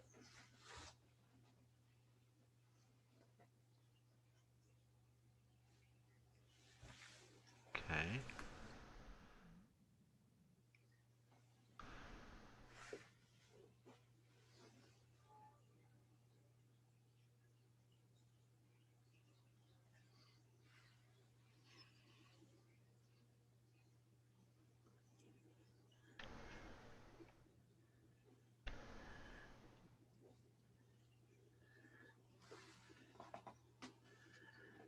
I might have to wait for the clue because the clue doesn't really help you much. It just shows you an actual picture of the Schmidt telescope. Okay. Doesn't help. No.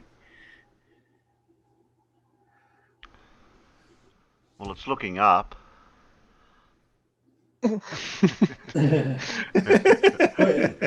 pretty obvious what it's not.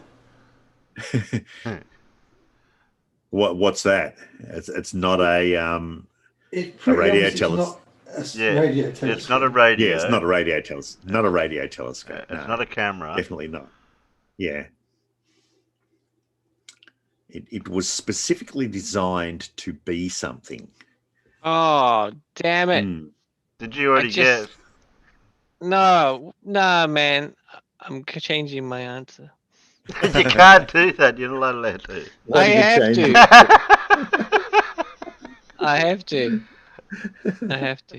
Yeah, I'm gonna go with this. Generally, Shady, a proctology camera. Holy man, I wouldn't want that shoved up my clacker. I'm going to suggest the time of the day. The time of day they're using it also might be.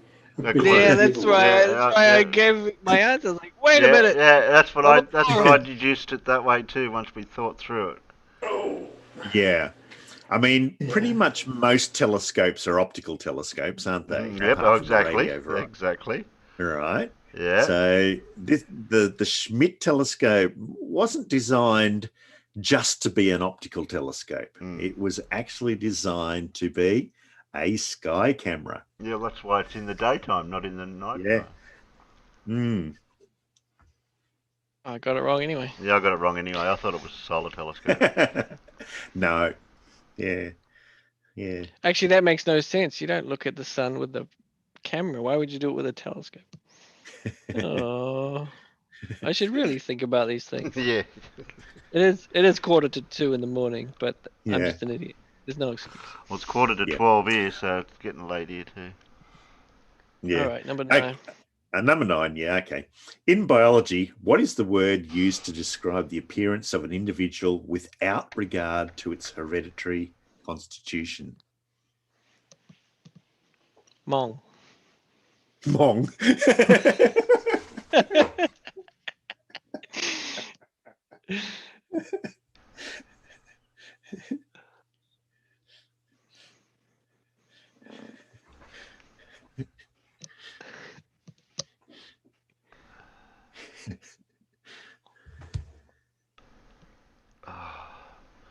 I've got a rough idea what the question means, but not.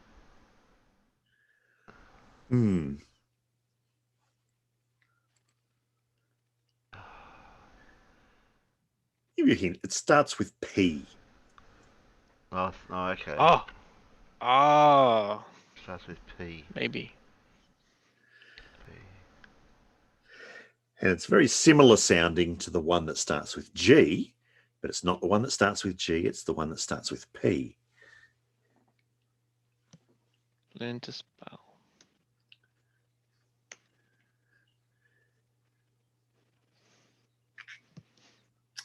Well, if I knew the one that started with the P, that'd help.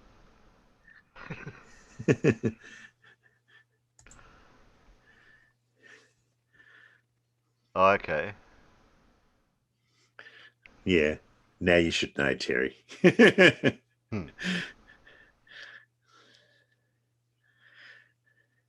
It's kind of like the genotype takes into account your genetic or hereditary constitution, and it gives you the possibility of displaying certain characteristics. Whereas in combination with the environment and your genetics, you end up looking a certain way, which is your phenotype. Phenotype is the answer. Right. Yeah. Was that the P word you were thinking of, Terry? No. Yeah.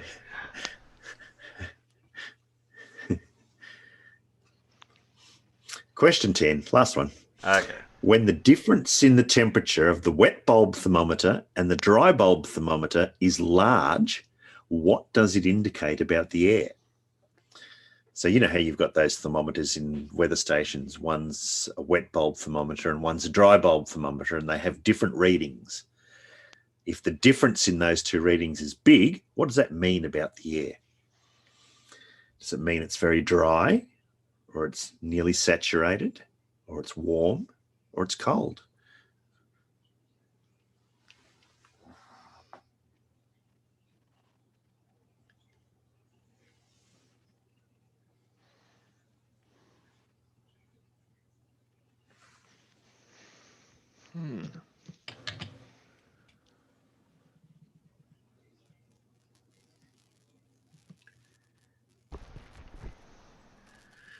We've got some good answers there. For those of you that need a clue, here's a table. Hey, I resemble that.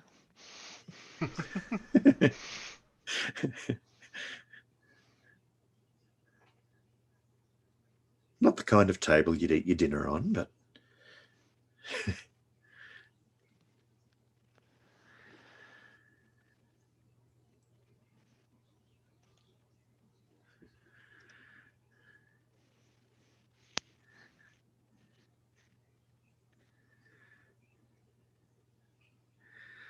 and you can see by looking at this table that if we look up the big end where the temperature difference is large, that mostly represents numbers which have a fairly low relative humidity. So it means that the air is very dry. Hey, well done. I got that one right. Yeah. So most people goodness. did actually get that one right. Yeah. Very good.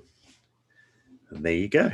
Oh, thank you. There is your quiz for the day. Well, check your scores, Peanuts. How'd you just go? 6 out of 10.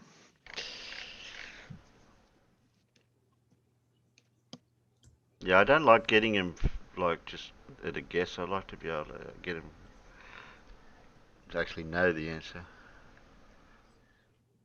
I think I might have got one because I do apologise, Paul, but I think I dozed off there for a bit. Oh, that's okay. I didn't hear you snoring. Well, that was a good thing then, wasn't it? At least you didn't hear me snoring. Yeah. Or maybe that windy sound was Alan snoring. Oh, okay. He was just creating the sound effects for one of the questions. Okay. Oh, we'll wind it up then here because we've been going for nearly four hours. Yeah. I know we started a bit late because I'm trying to work out a decent time to start, but anyway. Alright.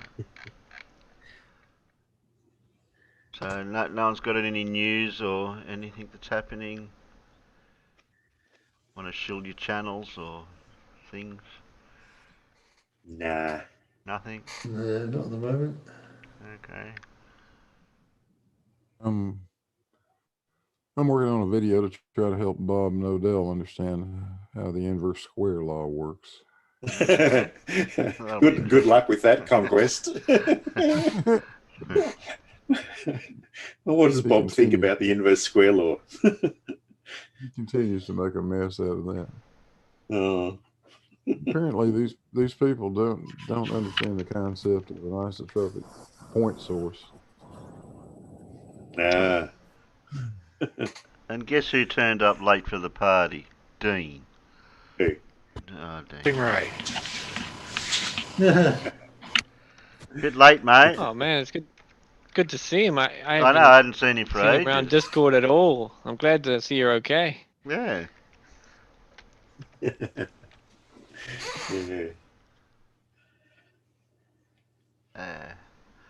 I'll just type in the peanut gallery. What am I missing? I think that's what I used to put in there.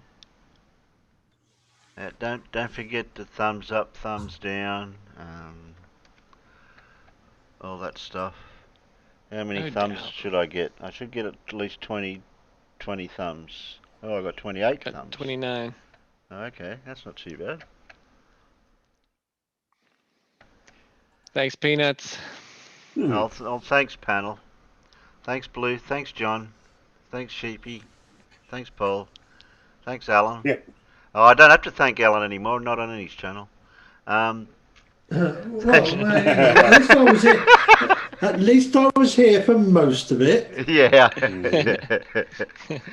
Oh, okay. Who would we have out there? We had Death. Oh, there's Blue waving away. John. Hey, John. Already shouted you out. Dora.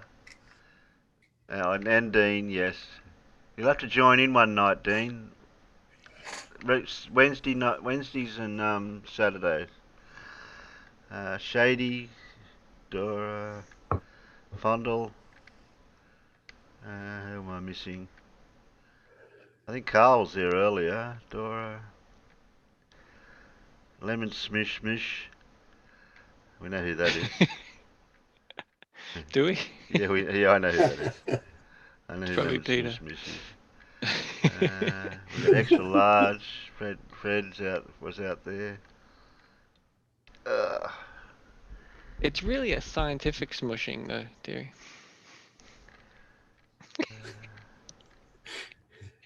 Oh, No Name was there earlier, but I haven't seen him lately. Yeah. We're about to converge, merge, and Scott disappear, was Terry. there. Who else is out? Oh, that's as far as I can go. I can't scroll any further. So if I missed out on anyone, I'm sorry. Does it converge first or merge first? What? I think it's converge, merge, and disappear. Yes, Dora. Yeah. I'll try to keep out of trouble with YouTube. It was My Mum Bakes Cakes earlier as well, but Oh, that's right. Yeah, well, that's why I said I couldn't scroll back up, and I was trying to remember who else was there earlier. Oh, you just can go out. Anyone can join over into Discord if you just want to have coffee and cake. I haven't got any cake though. Oh, well, good night, panel. We'll see you. Hopefully, we'll see you on Saturday. Yeah, should see us on Saturday. Yeah. Yeah, you might see me Saturday. Hey, well, good night, Good to be back. Peanuts. Good night, everybody.